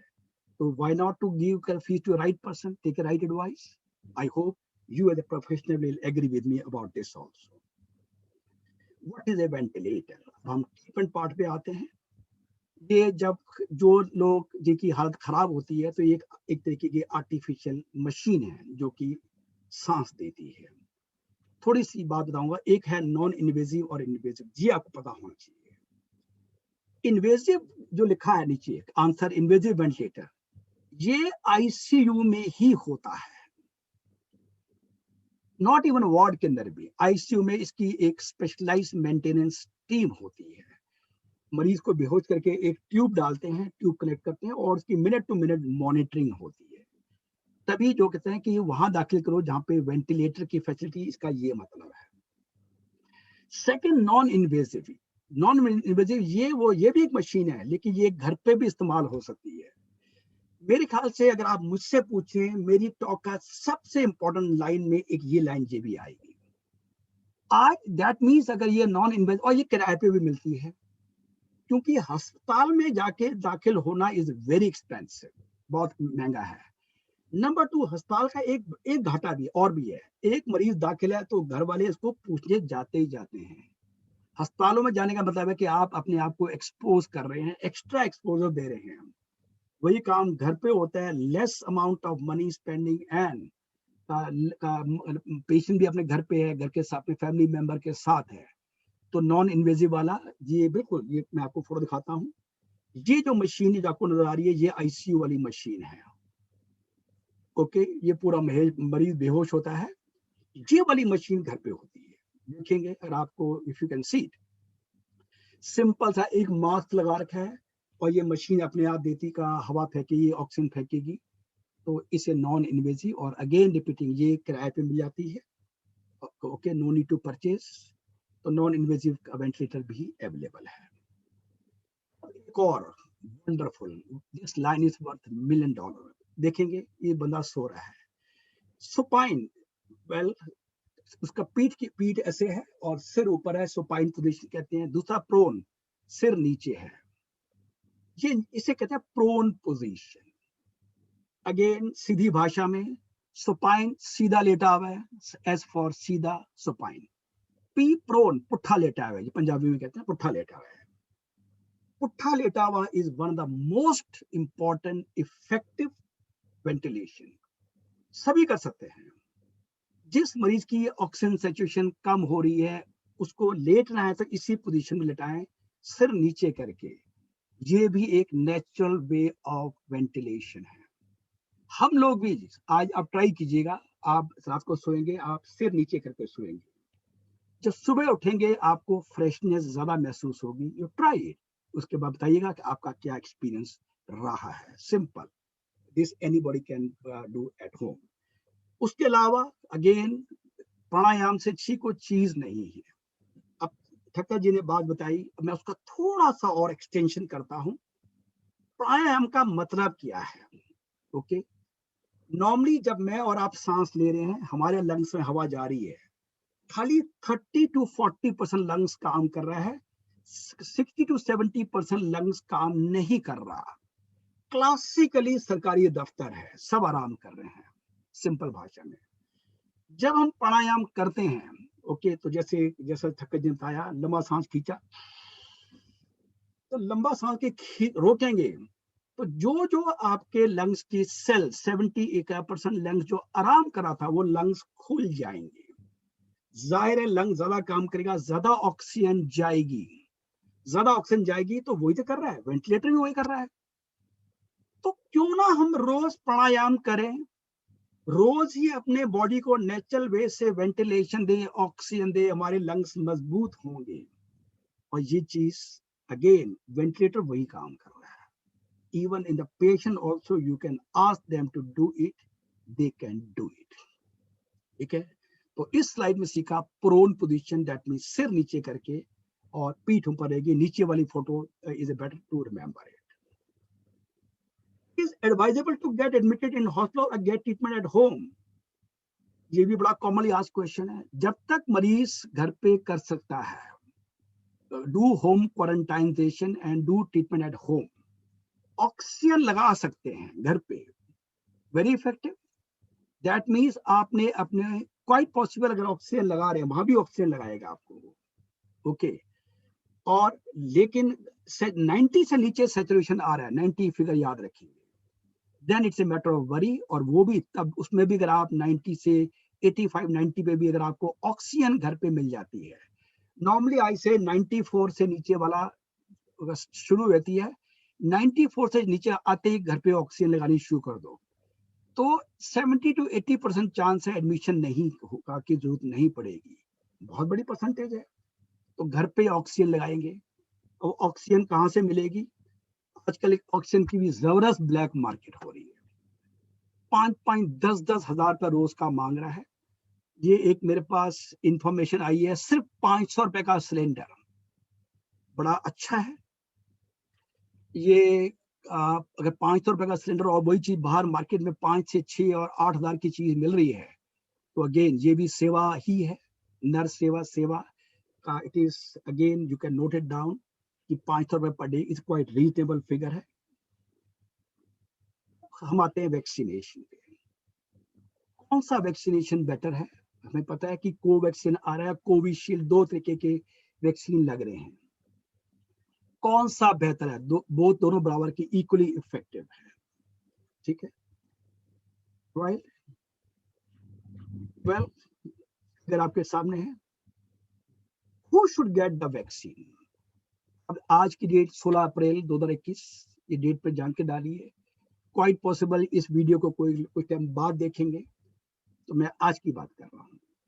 जो लोग एज पर गवर्नमेंट रूल, जो जिनकी as 45 साल से ऊपर है, या जो फ्रंट लाइन वर्कर्स हैं, डॉक्टर्स, नर्सेस, पैरामेडिक्स, उनके लिए है। अब इसको भी लोग क्रिटिसाइज करते हैं, बड़ा सही तरीके से जा रहे हैं। हमने देखा कि बीमारी बड़ों से शुरू होती है, तो जो भी अथॉरिटीज बैठी हैं, उन्होंने सही डिसीजन लिया कि पहले जिनको ज्यादा चांसेस हो रहे हैं उन्हीं को लगाएंगे और फिर नीचे आते जाएंगे। पहले फ्रंट लाइन वर्कर्स को लगाया, बिल्कुल ठीक डिसीजन था। फिर एल्डरली लोग को लगाया, और फिर 45 साल का, क्योंकि why not to open to everyone? वहां इतनी भीड़ खड़ी हो जाएगी। इस वक्त डॉक्टर्स जितने भी हैं, सारा medical staff 24 hours 7 days a week वो लोग काम कर रहे हैं। लोड इतना ज्यादा है, तो एक मेथोडिकल तरीका होना जरूरी है। तो जो भी हमारी हेल्थ अथॉरिटीज ने डिसीजन लिया है, सही डिसीजन लिया है कि गो इन ए फेज्ड मैनर। आप लोग भी अगर कोई ऐसा करें जब भीड़ खड़ी हो रही है, तो आप भी उसको फेज्ड मैनर में करेंगे। That is so called management. Believe me, India के अंदर इतनी ज्यादा आबादी है, फिर भी हमारी सरकार ने सरकार से मैं किसी की तारीफ नहीं कर रहा, आई am not favouring, I am से गवर्नमेंट अथॉरिटीज की मैं बात कर रहा हूँ। Okay, they have done a good job. ये मत भूलो कि इतनी बड़ी आबादी को उन्होंने संभाला है। डू नॉट फॉरगेट कि हमने दुनिया को वैक्सीन बना के दिया है। Commendable thing to be really appreciated. Done after vaccine, vaccine लगाएंगे तो वो आपको आधा घंटा घंटा वहां बिठाएगा, वो जरूरी है, जरूर बैठिएगा। अक्सर लोग लड़ना शुरू करते हैं, हमें जल्दी है जल्दी है, ये गलती नहीं करनी। वो उस टाइम में वो आपको ऑब्जर्व करते हैं, कोई एलर्जी तो नहीं हो रही, कोई रिएक्शन तो नहीं हो रहा, कोई साइड इफेक्ट तो नहीं हो रहा, वो जरूर बैठिए। और एक बात और जो काफी लोगों को नहीं पता, ऑफिशियली मान लीजिए आपने सुबह 11 बजे इंजेक्शन लगाया है, आप वहां 12 बजे तक बैठे रहे, उसके बाद ऑफिशियली आपकी छुट्टी है, चाहे आपकी सरकारी नौकरी है चाहे प्राइवेट जॉब है, आपको एम्प्लॉय जो भी आपके एम्प्लॉयर हैं वो आपको ऑफिशियल छुट्टी देंगे ताकि आप घर जाके आराम कर सके। ये बात भी बहुत लोगों को नहीं पता है। Document should I carry for vaccination? Aadhaar card चाहिए। अब एक और सवाल, I am diabetic hypertensive, can I take vaccination? Yes you can take it, लेकिन वो आपसे कहेंगे कि अपना बीपी कंट्रोल करके आओ, शुगर कंट्रोल करके आओ। तो ये अगेन आप वहां गए, पता चला कि शुगर आपकी 400-500 हुई पड़ी है या बीपी काफी हाई है, तो वापस भेज देगा, फिर वो लोग लड़ना शुरू करते हैं वहां पर। ओके, तो कृपया करके भी जाने से पहले अपना शुगर ठीक कर लें, बीपी ठीक कर लें। जो भी आपका ट्रीटिंग फिजिशियन है वो ठीक करके जाएंगे तो आपको वहां जाना नहीं पड़ेगा, आपका गुस्सा नहीं आएगा, लड़ाई नहीं होगी, क्योंकि ऑलरेडी डॉक्टर वहां पे अगेन ओवर बर्डन है, वो आपको इतना समझाने का टाइम नहीं है उनके पास। तो try to understand their psychology also. How many doses for vaccine? 2 dose लगती है। सेकेंड डोज 4 से 6 हफ्ते बाद लगना चाहिए। फर्स्ट डोज और वैक्सीन बाद of 1 can I take second dose? दूसरी टाइप का मतलब 2 तरीके की वैक्सीन है, कोवैक्सीन, कोविशील्ड। इस बार कोवैक्सीन लगाया, दूसरी बार क्वेश्चन नो, हमने इसका कॉकटेल नहीं बनाना है। कॉकटेल विस्की की और की बनती है, वैक्सीन की नहीं बनती, तो वही वैक्सीन लगाइएगा जो पहले लगाया है। Cocktail should not be made. अब एक रशियन वैक्सीन और आ रहा है, इसका नाम स्पुतनिक है। ये भी बड़े सवाल पूछे जा रहे हैं, अभी इंडिया में आया नहीं है, पर वो भी इतना ही इफेक्टिव है। I'm a heart patient and I'm taking blood thinner. Can I take vaccine? Yes, you can take vaccine and we can carry on with your blood thinner. वो रोकना नहीं है, you continue. और अब साइड इफेक्ट ऑफ वैक्सीन के side effect क्या है? Fever बहुतों को आ रहा है, body pains, joint pains, allergy हो सकती है। अब हर एक को हर चीज हो ऐसा कोई जरूरी नहीं है। अब कल एक मरीज से मुलाकात हुई, डॉक्टर साहब मैंने वैक्सीन लगाया, हफ्ता हो गया और मेरे बाकी फैमिली मेंबर ने सबको फीवर हो गया, मुझे नहीं हुआ। मुझे ये तो नहीं मेरे पे वैक्सीन असर ही नहीं कर रहा। लो जी, कोई तकलीफ हो तो दिक्कत, तकलीफ ना हो तो भी दिक्कत है। तो कृपया करके, कोई जरूरी नहीं है कि फीवर आए, अच्छी बात है, नहीं आए तो आपकी लॉटरी है, तो अच्छी बात है। तो लेकिन अगर कोई पेंशन होती है, सो अगर कोई तकलीफ होती है, better to consult your doctor. लेकिन फिर भी किसी वजह से नहीं कर पाते तो यू कैन टेक क्रोसिन की गोली आती है, फर्स्ट क्लास 500 मिलीग्राम की गोली आती है, दिन में 3 बार लेंगे। अब यहाँ पर भी एक लोचा है, जब आप जाएंगे केमिस्ट के पास, वो पूछेगा जी आपको क्रोसिन पेन रिलीवर चाहिए या फीवर की? दोनों एक ही चीज है, कोई फर्क नहीं है। ये मान लीजिए एक 10 रुपए का नोट है, एक 10 रुपए का सिक्का है, वैल्यू रिमेन द सेम। एक 650 वाले भी आती है, कोई जरूरत नहीं, 500 वाली काफी है। तो कोई सी भी क्रोसिन हो, salt remain the same, you can take anyone. Okay, so should I take Crocin pain reliever और for fever? Both are exactly same, कोई फर्क नहीं है। कंफर्टिंग रिपोर्ट की वैक्सीन ले ना ले, आजकल तो टेलीफोन के उसमें भी बचता है ना, वो भारतीय टीका वैक्सीन बिल्कुल सही है, जरूर लगवाएं। अभी भी इतना टेलीफोन में सुन सुन के बेचारी जब कॉलर ट्यून बजती है, वो भी बेचारी ये कहते भी लो, फिर भी लोगों को डाउट है वैक्सीन खराब है। गलत है, वैक्सीन जरूर लेना चाहिए ना। शुरू में यस, शुरुआत में थोड़ी अप्रीहेंशन थी, लेकिन अब जो रिजल्ट है बड़े सही आ रहे हैं। दुनिया भर में सभी लगवा रहे हैं और भारत के ही वैक्सीन जा रहे हैं। अमेरिका तक को अगर हमने भेज दिया है तो इससे बड़ी हमारे लिए गर्व की बात क्या हो सकती है। लगवाइए, सेफ है। $1 in million का किसी पेशेंट को तकलीफ होती है, जरूरी नहीं वो वैक्सीन से हुई हो, उसको वैसे तो बीमारियां होती हैं, वैसे को तकलीफ हो सकती है, तो डोंट ब्लेम वैक्सीन। तो बात समरी बात की ये है, you can very well take vaccine. अब सवाल, अब हाउ डज कोविड-19 वैक्सीन हेल्प? वैक्सीन हेल्प कैसे करता है? ये ठीक है कि द्वारा भी लोगों को इन्फेक्शन हो रहा है, लेकिन ये बात भी ठीक है जिनको वैक्सीन लगा है उनको जो दोबारा इन्फेक्शन हो रहा है उसकी सिवियरिटी कम है, तो इसके प्रोटेक्शन है।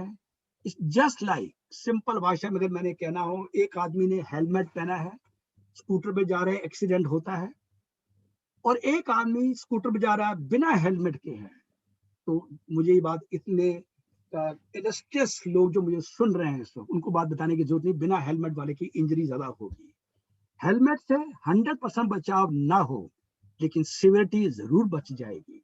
तो सिंपल भाषा में किसी को आपने कहना हो वैक्सीन लगाएं, yes, it is just like wearing A helmet. Okay, helmet का मदद से आपका बचाव रहेगा लेकिन एटलीस्ट सिवियरिटी कम हो जाएगी। Somebody has got vaccine, can he suffer from corona? Yes, and this is one of the main reason is due to new strain. अब न्यू स्ट्रेन के बारे में एक नई चीज आई है जो कि वी कैन से, जो कि 21 वाला जो स्ट्रेन आया है ये पहले वाले से फर्क है। अब क्या बताएं, अब people are getting infected despite taking vaccine. There are two reason. एक तो है न्यूअर स्ट्रेन, जो नया स्ट्रेन को वायरस आया है वो आया है ब्राजील, साउथ अफ्रीका से और यूनाइटेड किंगडम से। ये जो वैरायटी है much more dangerous and more virulent. ये है पहले वाले की तरह ही वायरस वैसे ही, लेकिन थोड़े से इसमें चेंजेस आए हैं। क्या मतलब, क्या मतलब ये भी समझा दूं। हमने ये मूवी देखी है, राम और श्याम, गीता सीता, गीता देखी, सभी देखी है, राइट। उनमें दो कैरेक्टर होते हैं, उनकी शक्ल मिलती होती है, वो बचपन के कुंभ के मेले में बिछड़े हुए की कहानी टिपिकल, लेकिन उनकी शक्लें भी मिलती हैं, लेकिन उनके कैरेक्टर में फर्क होता है। एक हमेशा शरीफ होगा, दूसरा बदमाश होगा, एक पुलिस वाला होगा, एक गुंडा होगा। तो ये जो एग्जैक्टली सेम चीज, तो अब जो नए वाले जो आए हैं वो थोड़े ज्यादा गुंडे हैं। That's why fever is going for 14 days. That's why severity of the disease is more. तो अब आपको समझ में आ गया। लेकिन जिसने पहले वैक्सीन लगवाया है तो ये जो सेकंड म्यूटेंट वाला है वो भी उसकी सिवियरिटी कम रहती है। तो मतलब की बात क्या है, वैक्सीन लगवाना चाहिए। Second reason, public and government has become very casual. I think ये तो बड़ा ओपन डिस्कशन है। हम भी कैजुअल हो गए हैं, गवर्नमेंट भी कैजुअल हो गई है, अब तो हर जगह ओपन है, ओपन है। लेकिन इनफैक्ट क्या हुआ, सभी को पता है कि बीच में कोका ओके सब ठीक ठाक चल रहा जी, पहले तो छुट्टियां, पूरा लॉकडाउन, फिर थोड़ी सी खोला, थोड़ी सी ओपन हुई, फिर पूरा ही खुल गया है, अगेन लॉकडाउन शुरू हो रहा है, राइट। तो दैट कैजुअलनेस इज पेइंग अस। लेकिन सरकार, अब एक कहानी का सिक्के का दूसरा पहलू भी है, कब तक काम बंद रखेंगे, कब तक काम बंद रहेंगे। आज जो बिजनेस वाले हैं उनकी हालतें खराब हुई पड़ी हैं। लोगों की फैक्ट्रियां हैं, 500 एम्प्लॉइज हैं, 500 एम्प्लॉइज को बिना फैक्ट्री के सबको सैलरी देना, may be half salary, EMI और लोन शोन, हर चीज के दो सिक्के हैं। लेकिन अगेन कहानी के दो सिक्के हैं, can we stop it? No. एक अगेन लाइटर साइड ऑफ कहानी की बात है, जो नया जो कोविड आया है much more dangerous, main more dangerous. Again government क्या करेगी? It's a big headache for the government also. I am suffering from covid, what should I eat? घर का खाना इज द बेस्ट, दाल रोटी सब्जी। Don't take very heavy meal, vomiting के chance रहते हैं। लेकिन अगर वॉमिटिंग नहीं हो रही तो आप खाने पीने में कोई दिक्कत नहीं, वायरस से का खाने पीने से कोई मतलब नहीं है, एज लॉन्ग एज वॉमिटिंग नहीं होती। Any special diet needed? No. कोई कहते हैं जी ये खाओ वो खाओ, वो गलत कह रहा है आपको। याद रहे हमारे देश में 130 करोड़ डॉक्टर हैं और 130 करोड़ वकील भी हैं। ठीक लिखा, $1 million क्वेश्चन। क्या ख्याल है, क्या जवाब होना चाहिए मेरा? Officially no. मैं कहीं भी मुझसे बात करते हैं तो मैं मना ही करता हूँ, लेकिन जब मेरे सामने एक इलस्ट्रियस समझदार लोग बैठे हुए हैं तो unofficially I can say yes.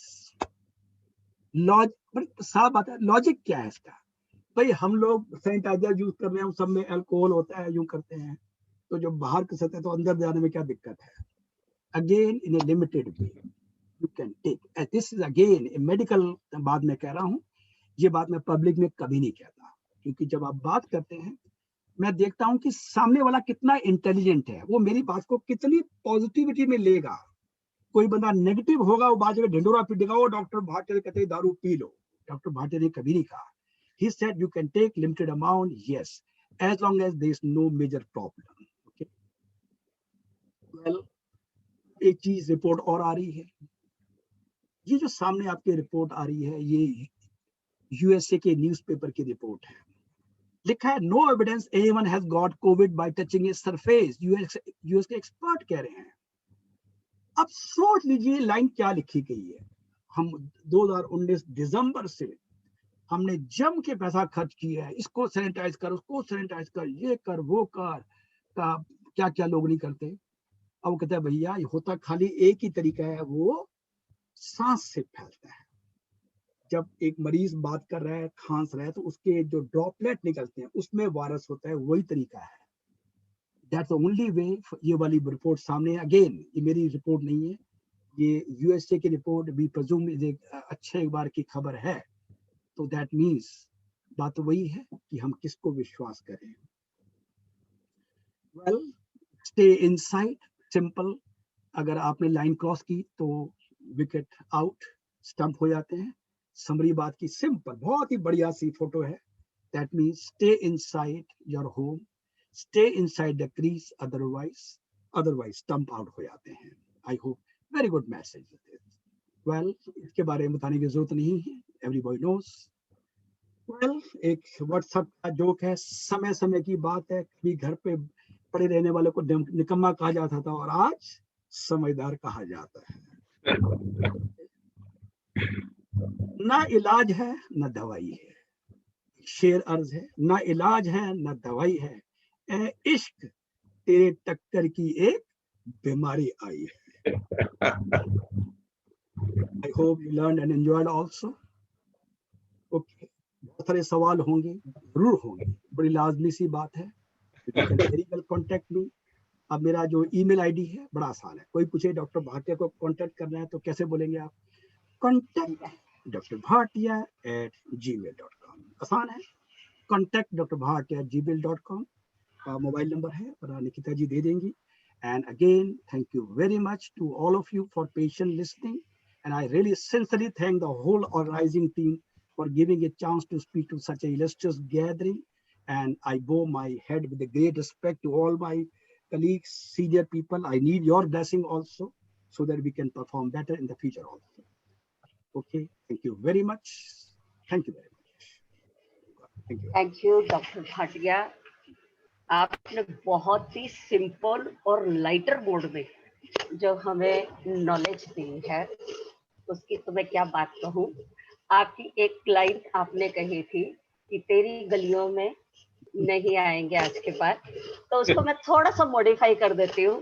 तेरी गलियों में अब हम आएंगे कोरोना के बाद। जी जी बिल्कुल ठीक है। आज के बाद तो नहीं, कोरोना के बाद तो जरूर आएंगे। मैं कहा जी तो गाना था, मैं सिर्फ गाना बताया कि गाना ऐसा है, ठीक है, यू आर राइट, 14 डेज के बाद ही आएंगे, तभी सेलिब्रेट करेंगे। जी nice, thank you very much, thank you. हमारे पास कुछ क्वेश्चन तो जरूर होंगे, लेकिन हमारे बीच में तिलक राज ठक्कर जी ड्यू टू इंटरनेट की वजह से उस समय लिंक उनका छूट गया था, और शायद उनके पास अभी कुछ और होगा हमें बताने के लिए। तो डॉक्टर भाटिया जी, आपका बहुत बहुत धन्यवाद। और अभी आप हमारे साथ बने ही रहे, प्लीज हमें छोड़िएगा नहीं। नहीं। और मैं तिलक राज ठक्कर जी के पास फिर वापस चलते हूँ और उनसे रिक्वेस्ट करती हूँ कि आपका लिंक बीच में टूट गया था, तो उसी को कंटिन्यू करते हुए आप थोड़ा सा हमें और गाइड करें कि कैसे, क्योंकि मेरा ये मानना है कि भारत ही एक ऐसा देश है जहां पर मेडिसिन के साथ साथ योगा और अध्यात्म को भी पूरा हमारा विश्वास है, और हम ये मानते हैं कि जितना मेडिसिन हमें क्योर कर सकती है, अगर हम योगा और अध्यात्म को अपने जीवन में ले आए तो उतना ही हम अपने आप को सेव कर सकते हैं किसी भी बीमारी से, किसी भी नेगेटिविटी से, किसी भी डिप्रेशन से। तो और जो एनर्जी लेवल हमें चाहिए वो हमें योगा और अध्यात्म से बहुत आसानी से मिल सकता है। तो एक बार फिर मैं तिलक राज ठक्कर जी के पास चलती हूँ और उनसे रिक्वेस्ट है कि प्लीज अपने डेलिब्रेशन को कंप्लीट करें। थैंक यू डॉक्टर साहब, very nice, very informative, very good, very nice. बीच में वो रह गया था थोड़ा सा। मैं ये सिर्फ ये बात कहना चाह रहा था, जो सुबह उठ के अगर हम जो प्राइम चीज है, जो स्ट्रेस है, स्ट्रेस मैनेजमेंट हमारा हो जाए, वो स्ट्रेस जो है हमारा फिजिकल लेवल का हो सकता है, मेंटल लेवल का हो सकता है। कोई भी स्ट्रेस जो है वो उसकी भी जितनी भी प्रॉब्लम है वो फिजिकल लेवल पे और मेंटल लेवल पे हमें दिखाई देती है। तो सबसे पहले हमें वो स्ट्रेस मैनेज करना आना चाहिए, how to handle the stress. और वो मेरे ख्याल में उसके लिए प्राणायाम, सुदर्शन क्रिया और मेडिटेशन जो है ना वो बहुत अच्छे हैं। आप तुरंत बहुत जल्दी within a week, within a 4-5 days ही स्ट्रेस से बाहर निकल आते हैं। तो जो उसकी वजह से हमें प्रॉब्लम हुई, चाहे वो डायबिटिक बने, चाहे हार्ट की प्रॉब्लम हुई, चाहे हमें आर्थराइटिस हुआ, चाहे हमें सर्वाइकल स्पॉन्डिलाइटिस हुआ, थायराइड हुआ, ये सब बाई प्रोडक्ट है स्ट्रेस के। अगर हम स्ट्रेस को मैनेज करना आ गया हम लोगों को, सवेरे उठ के हमने प्राणायाम किया, योग किया, सुदर्शन क्रिया की, ये नेचुरल वेंटिलेटर हैं और नेचुरल ऑक्सीजन है। जब आप लॉन्ग डीप ब्रीदिंग लेते हैं और आप एक तरीके से सुदर्शन क्रिया में एक तरीके से अगर आप ब्रीदिंग लेते हैं तो बहुत सारे वायरस एवरी डे जो हमारी बॉडी में हैं वो रिलीज होते हैं और हम फ्रेश फील करते हैं, और हमारे चारों तरफ एक कवच बन जाता है। और वो कवच होता है कि जितनी भी अननेसेसरी प्रॉब्लम्स हैं जो हम एटमॉस्फेयर से लेते हैं या अदरवाइज, वो हम तक पहुंच नहीं पाती। अगर पहुंचती है तो बहुत कम समय के लिए रुकती है और हमें मुश्किलें नहीं आती। तो उसके लिए हमें उठ के हर रोज थोड़ा योगा, थोड़ा प्राणायाम और मेडिटेशन। अगर आप हमसे ये पूछें कि इस प्लेनेट पे क्या करने आए हो, हम करने तो मेडिटेशन आए थे, बाकी सब काम करते हैं, ध्यान नहीं करते, मेडिटेशन नहीं करते। तो मेडिटेशन लर्न कर लें, सुदर्शन क्रिया और योग करें, किसी एबल इंस्ट्रक्टर के अंडर एक बार सीख के फिर अपने आप ही करें तो ज्यादा अच्छा रहेगा। घर पे हर रोज 1 से 1.25 घंटा या 1.5 घंटा अपने को दें। जब तक आप ब्रिस्क वॉकिंग, जंपिंग, स्किपिंग नहीं कर सकते, घर में जो सूक्ष्म व्यायाम करें, हठ योग करें, और कौन सी प्रॉब्लम में मुझे कौन से आसन ज्यादा टाइम करना चाहिए ये पूछ के करें तो ज्यादा अच्छा रहेगा। साथ साथ आप आयुर्वेद का हेल्प ले सकते हो। आयुर्वेद में जो है वो हर्ब ऐसे हैं जो आपकी इम्यूनिटी सिस्टम को बढ़ाते हैं, आपकी एनर्जी लेवल को अपलिफ्ट करते हैं। उसमें से जैसे एक जो गिलोय है, जैसे गिलोय है, बकासुर है, एक हल्दी की जो टैबलेट है टर्मिक प्लस है, और एक शक्ति ड्रॉप्स है। शक्ति ड्रॉप क्या है, जो हमारे जो सिस्टम को एनर्जाइज करता है। पानी में 5-6 ड्रॉप्स लेनी होती हैं। मेरे ख्याल में 45-50 साल से बड़े की उम्र को हर आदमी को शक्ति ड्रॉप लेनी चाहिए, जिससे कि शरीर में एनर्जी बनी रहे और हमें चाहे वो योग करने की ताकत, प्राणायाम करने की ताकत हमारे पास रहे, और आप हमेशा स्वस्थ रहेंगे। और मेरे को लगता है आप अपने इस योग से, प्राणायाम से अपने को कोविड से हमेशा बचा पाएंगे, क्योंकि ये हमारी लाइफ में अब एक पार्ट एंड पार्सल बन गया है। और कितनी बार हम लॉकडाउन करेंगे और कितनी बार हम इसको नाइट कर्फ्यू में कन्वर्ट करेंगे, लेकिन अगर ये रहे, लेकिन हम निकले काम पे सब कुछ, तो लेकिन हमारे चारों तरफ एक ऐसी प्रोटेक्शन हो जिसकी वजह से हमें ये छुए, लेकिन अगर छुए भी सही तो तुरंत चला जाए और हमारे ऊपर हावी ना हो।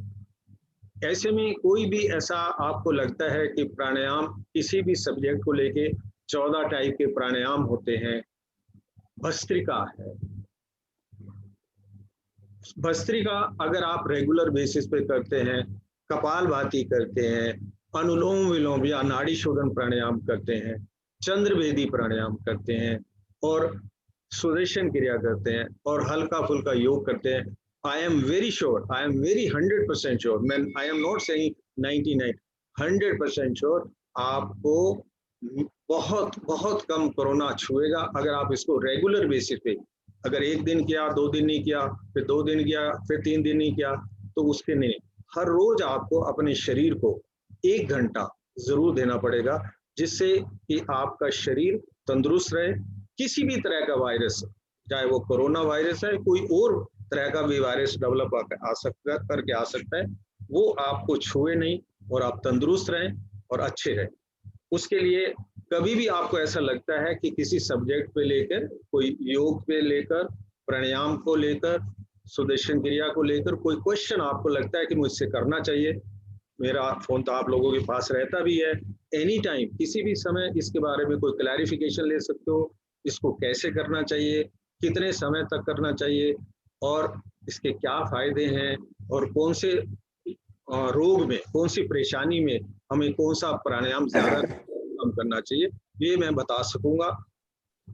क्योंकि 18 साल तो मुझे खुद करते हुए हो गए हैं, लेकिन इससे पहले भी 15 साल मैं योग कराता था, योग की क्लासेस लेता था।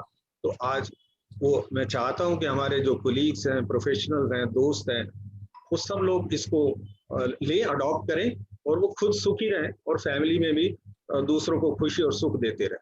ये मेरा मोटो है और उसके लिए मैं 24/7 अवेलेबल हूँ, कभी भी आप कैसे भी मेरे से बात कर सकते हो।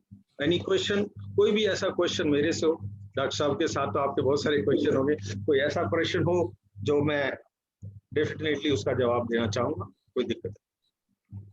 प्रणाम। धन्यवाद। थैंक यू आचार्य तिलकराज कट्टर जी, आपने भी बहुत ही सिंपल तरीके से हमें एक्सप्लेन किया कि कैसे हम योग और अध्यात्म से कोरोना को फेस कर सकते हैं और कैसे हम उससे बचाव कर सकते हैं। अब 3 क्वेश्चंस अभी मेरे सामने आए हुए हैं जो डॉक्टर भाटिया से रिलेटेड है, तो मैं चाहूंगी कि डॉक्टर भाटिया उनका रिप्लाई करें। पहला क्वेश्चन आया हुआ है कि कोरोना से रिकवर होने के बाद कितने समय के बाद मुझे वैक्सीनेशन लगवाना चाहिए? वेल, इसका जो आंसर जो लेटेस्ट लिटरेचर में आया है, मैंने पहले भी कहा था कि जब कोरोना का इन्फेक्शन होता है तो एंटीबॉडी नेचुरली बनती है। ये जो एंटीबॉडी 3 से 4 महीने तक रहती हैं। जो लेटेस्ट गाइडलाइंस आई हैं कि आप अपने लगभग किसी को कोरोना इन्फेक्शन हो गया है तो आप 4-1 महीने के बाद वैक्सीन लगवा सकते हैं।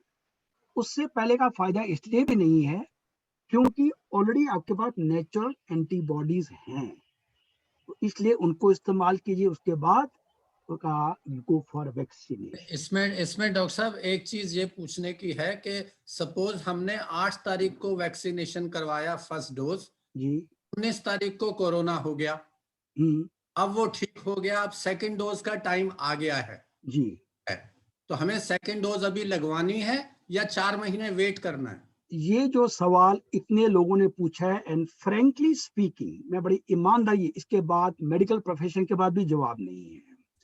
ये बात अगेन मैंने बहुत बड़ी बात कह दी है क्योंकि ये बिल्कुल नई बीमारी आई है, तो इसके बारे में कोई डेटा इतना ज्यादा है नहीं। अब आपसे राय से अभी बता रहा हूँ। तो आपने कहा कि कोरोना लगा दिया है, तो मेरे ख्याल से इसको सेकंड डोज लगवा लेनी चाहिए, लेकिन बात तो वही है। अभी फिर आप मुझसे सवाल पूछोगे जी नेचुरल एंटीबॉडी बनी है तो आप क्यों कराएंगे, तो अब इसमें अगर हम 4 महीने बाद लगवाएं तो क्या पहले वाला वैक्सीन वेस्ट जाएगा? नो, पहले वाला वैक्सीन वेस्ट नहीं जाता, बॉडी में मेमोरी रहती है। सो अगेन इस सवाल को अगर आप 10 लोगों से पूछोगे, 5 के सवाल होंगे कि लगवा लो जी 4 हफ्ते बाद, और 5 डॉक्टर कहेंगे को 4 महीने बाद लगवाओ। अगर आप मुझसे पूछें, अगर वो RT-PCR प्रूवन इन्फेक्शन था, then better go for after 4 months। जी मेरा देखिए याद रहे, ये आंसर आपको इसके जवाब अलग अलग मिलेंगे। चलो खत्म करो नीतिका जी। नहीं, पर उस वक्त डॉक्टर साहब ये है कि जो उधर गाइडलाइन आई है कि 6 से 8 हफ्ते में लगवाना है, वो एक्सपायर हो जाएगा, तो उसके बाद में वो मना तो नहीं कर देंगे कि अब हम नहीं करेंगे। उनको जाके आप कहेंगे, मैंने आपको पहले कहा था, इसकी अभी कोई पक्की मेडिकल रिपोर्ट हमारे पास नहीं है। ये बहुत लोग मुझसे सवाल पूछते हैं कि क्या किया जाए, तो इसलिए मैंने कहा था कि बल्कि बेटर है आप जहां से लगवाया उनसे पूछो वो क्या कहते हैं, उनको भी नहीं पता होगा, वो क्या यार लगवा लेते हो आकर। इसलिए मैंने आपको ये कहा ideally it should be after 4 months, क्योंकि आपके नेचुरल एंटीबॉडी बनी हुई है। या फिर एक तरीका यहाँ पे रोल आता है एंटीबॉडी टेस्टिंग का। यहाँ पे come the role of antibody testing. आप जैसे ठीक होंगे, गो फॉर एंटीबॉडी टेस्टिंग। अगर एंटीबॉडी अच्छे खासे बने हुए हैं तो गो फॉर आफ्टर 4 months। ये मेरी सलाह है आपको, ठीक है? ठीक है डॉक्टर। बट ये आंसर कंट्रोवर्शियल है, यू गेट डिफरेंट आंसर। एक नेक्स्ट क्वेश्चन ये है कि एक बार अगर मुझे कोरोना हो गया तो क्या दूसरी बार भी हो सकता है? बताया था कि हो सकता है, हो भी रहा लोगों को, हो भी। अभी आपने पढ़ा, अखबार में पढ़ा होगा, गंगाराम में 37 लोगों को, डॉक्टरों, सीनियर डॉक्टरों को कोरोना हो गया।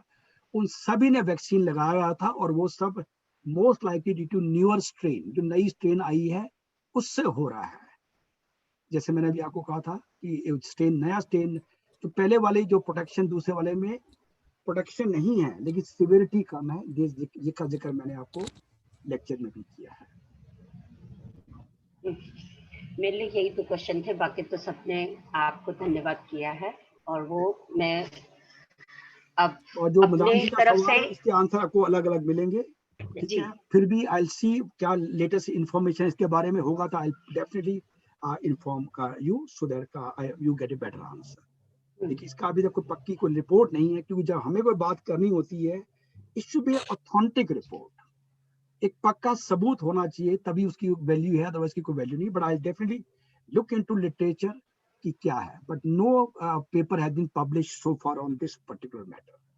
जी, so it was pleasure talking. मैं अपनी और अपनी बार के हर एक मेंबर की तरफ से आपका धन्यवाद करती हूँ और अपने तिलक राज ठक्कर जी का भी धन्यवाद करती हूँ कि आप दोनों ने ही हमें मेडिकल साइड से और योग और अध्यात्म की तरफ से दोनों का एक कॉम्बिनेशन, मेरा यही मानना है कि पहले हम अपने आप को तैयार करें कि हमें ना हो, और उसके लिए प्राणायाम, योगा और meditation, that is the best combination जिससे हम अपने आप को सेव कर सकते हैं। और अगर फिर भी हो जाता है तो देन मेडिसिन साइड, और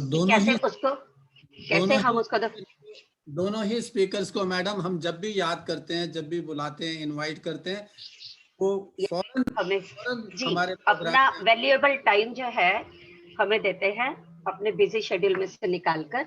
उसके लिए मैं फॉर्मल वोट ऑफ थैंक्स के लिए सुरेश अग्रवाल जी को रिक्वेस्ट करूंगी कि वो फॉर्मल वोट ऑफ थैंक्स करें। मुकेश भाटिया जी और तिलक राज ठक्कर जी का धन्यवाद। मैडम नीतिका जी, वैसे तो आपने धन्यवाद दोनों हमारे स्पीकर्स का बहुत अच्छी तरह से कर दिया, फिर भी ऑफिशियली मैं सेल टैक्स बार एसोसिएशन की तरफ से, अपने सारे ऑफिस लीडर्स की तरफ से, एग्जीक्यूटिव कमेटी की तरफ से और सेल टैक्स बार एसोसिएशन के सभी मेंबर की तरफ से दिल की गहराइयों से सबसे पहले मैं डॉक्टर मुकेश भाटिया जी का धन्यवाद करना चाहूंगा। उन्होंने कितने ही सरल शब्दों में ये बताया हमें कि कोरोना कैसे आता है, इसका कैसे बचाव कर सकते हैं। बीच बीच में फिल्मी गानों की जो लाइन डाली डॉक्टर साहब ने, वो तो बहुत ही सुंदर थी और बहुत ही सटीक बैठ रही थी उस जगह आप जहां भी आप अपना बता रहे थे। उसके साथ साथ आपने योगा के बारे में बताया, वैक्सीनेशन के बारे में बताया, खान पान के बारे में बताया और बहुत अच्छी तरह से आपने सरल शब्दों में समझाया हमारे मेंबर। एक रिक्वेस्ट आपसे करूंगा, अगर ये पीपीटी हमें शेयर करते हैं तो हम अपने मेंबर को ये ईमेल के थ्रू भेज देंगे डॉक्टर साहब। और एक फिल्मी लाइन डॉक्टर साहब आपकी वजह से मुझे भी याद आ गई, जो मैंने अभी नोट किया है। इस कोरोना में एक जो फियर बैठा हुआ है, जो डर गया समझो मर गया। Good line. एक छोटा सा दोबारा पूछना रह गया वो कि डॉक्टर साहब अगर हस्बैंड और वाइफ दोनों को कोरोना हो जाए और वो होम आइसोलेशन में रहें तो क्या वो एक रूम में रह सकते हैं? यस, एक फैमिली में है, बिल्कुल ये बड़ा कॉमनली आस्क्ड क्वेश्चन है कि अगर एक फैमिली में 2-3 को हो गया तो एक कमरे में रह सकते हैं, क्योंकि हो गया। एक प्रॉब्लम ये आ रही है डॉक्टर साहब कि डीएम के ऑर्डर हैं कि अगर एक घर में 2 मेंबर्स को हो गया तो एक को या तो हॉस्पिटल में एडमिट करना पड़ेगा या दूसरे मकान में शिफ्ट करना नहीं, गलत है। अब गलत। देखिए, लेट्स गो बाय लॉजिक। जी, हम किसी को अलग क्यों करते हैं? ताकि उसका इन्फेक्शन दूसरे को ना जाए। जब ऑलरेडी जा चुका है तो फिर अलग करने की क्या जरूरत है? मैं इसलिए आपको कह रहा हूँ डॉक्टर साहब, मैं इसलिए कह रहा हूँ कि मेरे घर में हस्बैंड और वाइफ दोनों को हो गया जी उसके बाद में एमसीडी से फोन आया जी क्योंकि वहां रिपोर्ट जाती है। जी वहां से उन्होंने फोन किया कि आपके घर में 2 पेशेंट्स हैं हम्म, और एक ही बिल्डिंग में हैं। जी कहा भाई अगर एक बिल्डिंग है तो मेरे पास 3 फ्लोर है, एक फ्लोर पर एक, दूसरे फ्लोर पर दूसरा और तीसरे फ्लोर पर मेरा बेटा। कहते हैं नहीं, डीएम का ऑर्डर है कि अगर आपने एक ही घर में रहना है तो हम आपके घर के बाहर 2 सिविल डिफेंस के लोग बिठा देंगे। ऐसा है। मैंने कहा ना, जब जो ऊपर मैंने आपको एक बात कही थी कि आप किसी होटल में जाते हो, आपका बुखार चेक करता है, वो 80 डिग्री फ़ारेनहाइट आता है, हाँ जी सब ठीक है। जो लोग इसको मैनेज कर रहे हैं, अब थोड़ी सी अगेन अनऑफिशियल बात कर रहा हूं कि मैं क्या, आप खुद सोचो, अगर 2 इन्फेक्शन, क्वारंटाइन का मतलब कि दूसरों को इन्फेक्शन ना हो, दोनों को इन्फेक्शन है तो एक कमरे में रहने में क्या दिक्कत है? लॉजिक होना चाहिए। नो, बाकी सरकार के नियम के अगेंस्ट आप कोई लॉ नहीं बना सकते। कुछ टाइम पहले एक आदमी ड्राइव कर रहा है, वो अकेला बिना मास्क के जा सकता है। आज सरकार कहते जी जो ड्राइव कर रहा है वो भी मास्क लगाएगा। राइट, कोई लॉजिक है आपके पास? Do I need to tell you, election rallies ये वो सब अलाउड है। राइट, कार में अगर आप बिना बैठे हो तो आपको फाइन 2000 का फाइन कर देगा। एग्जैक्टली। आप तो लॉयर्स हैं। बिल्कुल, हरिद्वार भी अलाउड है, हरिद्वार भी अलाउड है और इलेक्शन भी अलाउड है। वहां अलाउड है ना, सब अलाउड है। सवाल ये कि कार में अगर आप बैठे हैं बिना मास्क के, 2000 की पर्ची काट देगा बिना बात के आपके। अब कोई Exactly. इसलिए कोई जवाब नहीं आपके पास। तो there are so many things, कोई जवाब नहीं, no, I have got no answer. लेकिन ये गलत है। Medically I told you reason, मैं जो भी बात करूंगा विद रीजन कि क्या रीजन, व्हाई वी क्वारंटाइन, ताकि दूसरों को इन्फेक्शन ना हो।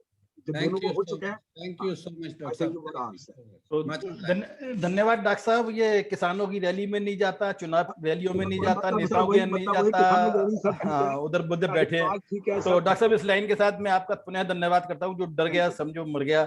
अब मैं आता हूँ अपने कक्कड़ साहब, जो हमारी बार के अपने ही हमारे मेंबर हैं, हमारे बड़े भाई हैं। इनका मार्गदर्शन हमारी बार को जब जब भी हमें जरूरत पड़ी है इस चीज के ऊपर, योगा के ऊपर, उन्होंने अपना बहुत सुंदर तरीके से अपना प्रेजेंटेशन दिया है। आज उन्होंने योगा के बारे में, ध्यान के बारे में, प्राणायाम के बारे में, खान पान के बारे में इतनी अच्छी तरह से समझाया।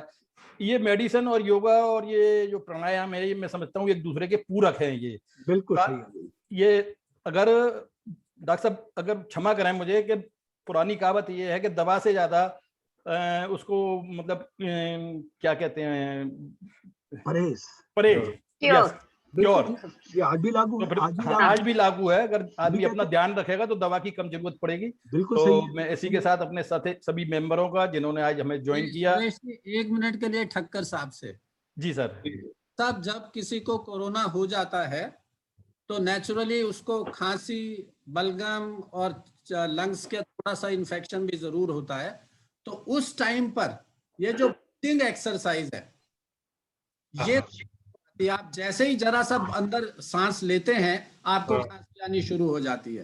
तो इसका कुछ बता दीजिए सर। एक वो जो हम लोग शॉर्ट सुदर्शन क्रिया में 3 स्टेज प्राणायाम करते हैं ना, ये इससे ना लंग्स कैपेसिटी हमारी, हम जैसे डॉक्टर साहब ने बताया कि 30% लंग्स कैपेसिटी हम सब लोग यूज करते हैं, 70% डिफ्यूज रहता है।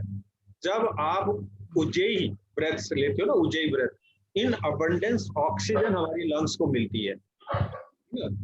जैसे आप 3rd स्टेज पे करते हो, 1st स्टेज, तो ये समझो लंग्स कैपेसिटी एक्सपेंशन में आती है। और जब एक्सपेंशन में आती है तो आपके अंदर के मैक्सिमम रोग निकल जाते हैं। फिर आप भस्त्रिका करते हो। जब भस्त्रिका करते हो तो टॉक्सिन जो बॉडी में है वो रिलीज हो जाते हैं। इसलिए मैं कह रहा था कि जब अगर आप फिर भी आपको लगता है कि मेरे को खांसी है, मेरे गले में इन्फेक्शन है, तो आयुर्वेद में काबासुर है, जो art of living international centre से ही निकली हुई है, वो आप अगर खाने के बाद 2-2 टैबलेट्स लेंगे, इवन आपको इंजेक्शन लगा भी हुआ है, उसके बाद अगर आप चाहते हैं कि दोबारा लौट के आपके पास ना आए, तो आप काबासुर अपनी फैमिली में या ऑफिस में जो आपके असिस्टेंट हैं, जो लोग अलग अलग बसों पे इधर उधर से आते हैं, आपको असिस्ट करते हैं, उनको अगर आप अमृत और टर्मिक प्लस और ये काबा सूट देते रहेंगे तो वो प्रोटेक्ट रहेंगे, आई टेल यू। और साथ में ये प्राणायाम, 3 स्टेज प्राणायाम, भस्त्रिका और कपालभाति करते रहोगे ना, तो आप अच्छी लाइफ जियोगे, कोई दिक्कत नहीं आने वाली आपको। कोई आपके आसपास अगर कोरोना हो भी गया किसी वजह से, कोई रीजन मैं नहीं रूल आउट नहीं कर सकते कि क्या है, लेकिन वो हो भी गया, बड़ी जल्दी वापस लौट के आ जाओगे एकदम, और आपको वो खांसी भी जाती रहेगी और वो सब कुछ जाता रहेगा within 2-3 days. Thank you sir. तो इसी के साथ आप सभी का बहुत बहुत धन्यवाद। और अगर मैं मौका मिलेगा तो हम अब फिजिकली आपको, डॉक्टर साहब को भी और आपको भी, कक्कड़ साहब को बार रूम में जरूर आमंत्रित करेंगे जब भी ये कोरोना में अनुमति देगा। इसलिए आप सभी का बहुत बहुत धन्यवाद। मैंने नीतिका से बोला ही है कि कभी 2-2.5 घंटे का टाइम रखे जिसमें मैं आपको योगा डेमोन्स्ट्रेट करूं, आपसे प्राणायाम कराऊं, आपसे भस्त्रिका कराऊं, आप और करते हुए क्या प्रॉब्लम आ रही है, कौन सा नाड़ी शोधन प्राणायाम कैसे होता है, चंद्रवेदिक प्राणायाम कैसे होता है, कितनी देर करना चाहिए, कैसे करना चाहिए। जब हम प्रैक्टिकली आमने सामने मिलेंगे तो अपना एक दूसरे को देख के अच्छे से कर पाएंगे। मैं तो अवेलेबल हूँ जब आपका घर का आदमी। जब ठक्कर जी बोलेंगे तो मैं इनके साइंटिफिक रीजन भी दूंगा आपको। बहुत बढ़िया, बहुत बढ़िया, बहुत बढ़िया। रीजन है ये तो सोने पे सुहागा हो जाएगा सर। जो हम टॉक्सिन की बात करते हैं, उसका क्या मतलब है, upper lobe, lower lobe, everything. तो क्या हुआ, और विद फोटोग्राफ, तो क्या हुआ, 1 and 1 will make 11। Thank you very much. जरूर, जब भी हमें ये परमिशन मिलेगी सर तो हम जरूर आपको बार रूम में आमंत्रित करेंगे अपनी एसोसिएशन में। बहुत बहुत धन्यवाद। नहीं, कोई ऐसी लोकेशन लेंगे जहां पर मैक्सिमम लोग आ सकते हैं, हम डिस्टेंस मेंटेन करके अपना वो काम कर सके। इसी के साथ मैं सारे मेंबर्स को इन्फॉर्म कर दूं कि ये सब जो रिकॉर्डिंग है हमारे YouTube पर अवेलेबल होगी, तो आप लोग जो लोग मिस कर गए हैं वो YouTube पर हमारा ये प्रोग्राम दोबारा से देख सकते हैं। Thank you. धन्यवाद भाटिया साहब, ठक्कर साहब, बहुत बहुत शुक्रिया। आप सबका धन्यवाद, आपने मुझे मौका दिया। Thank you very much. Thank you.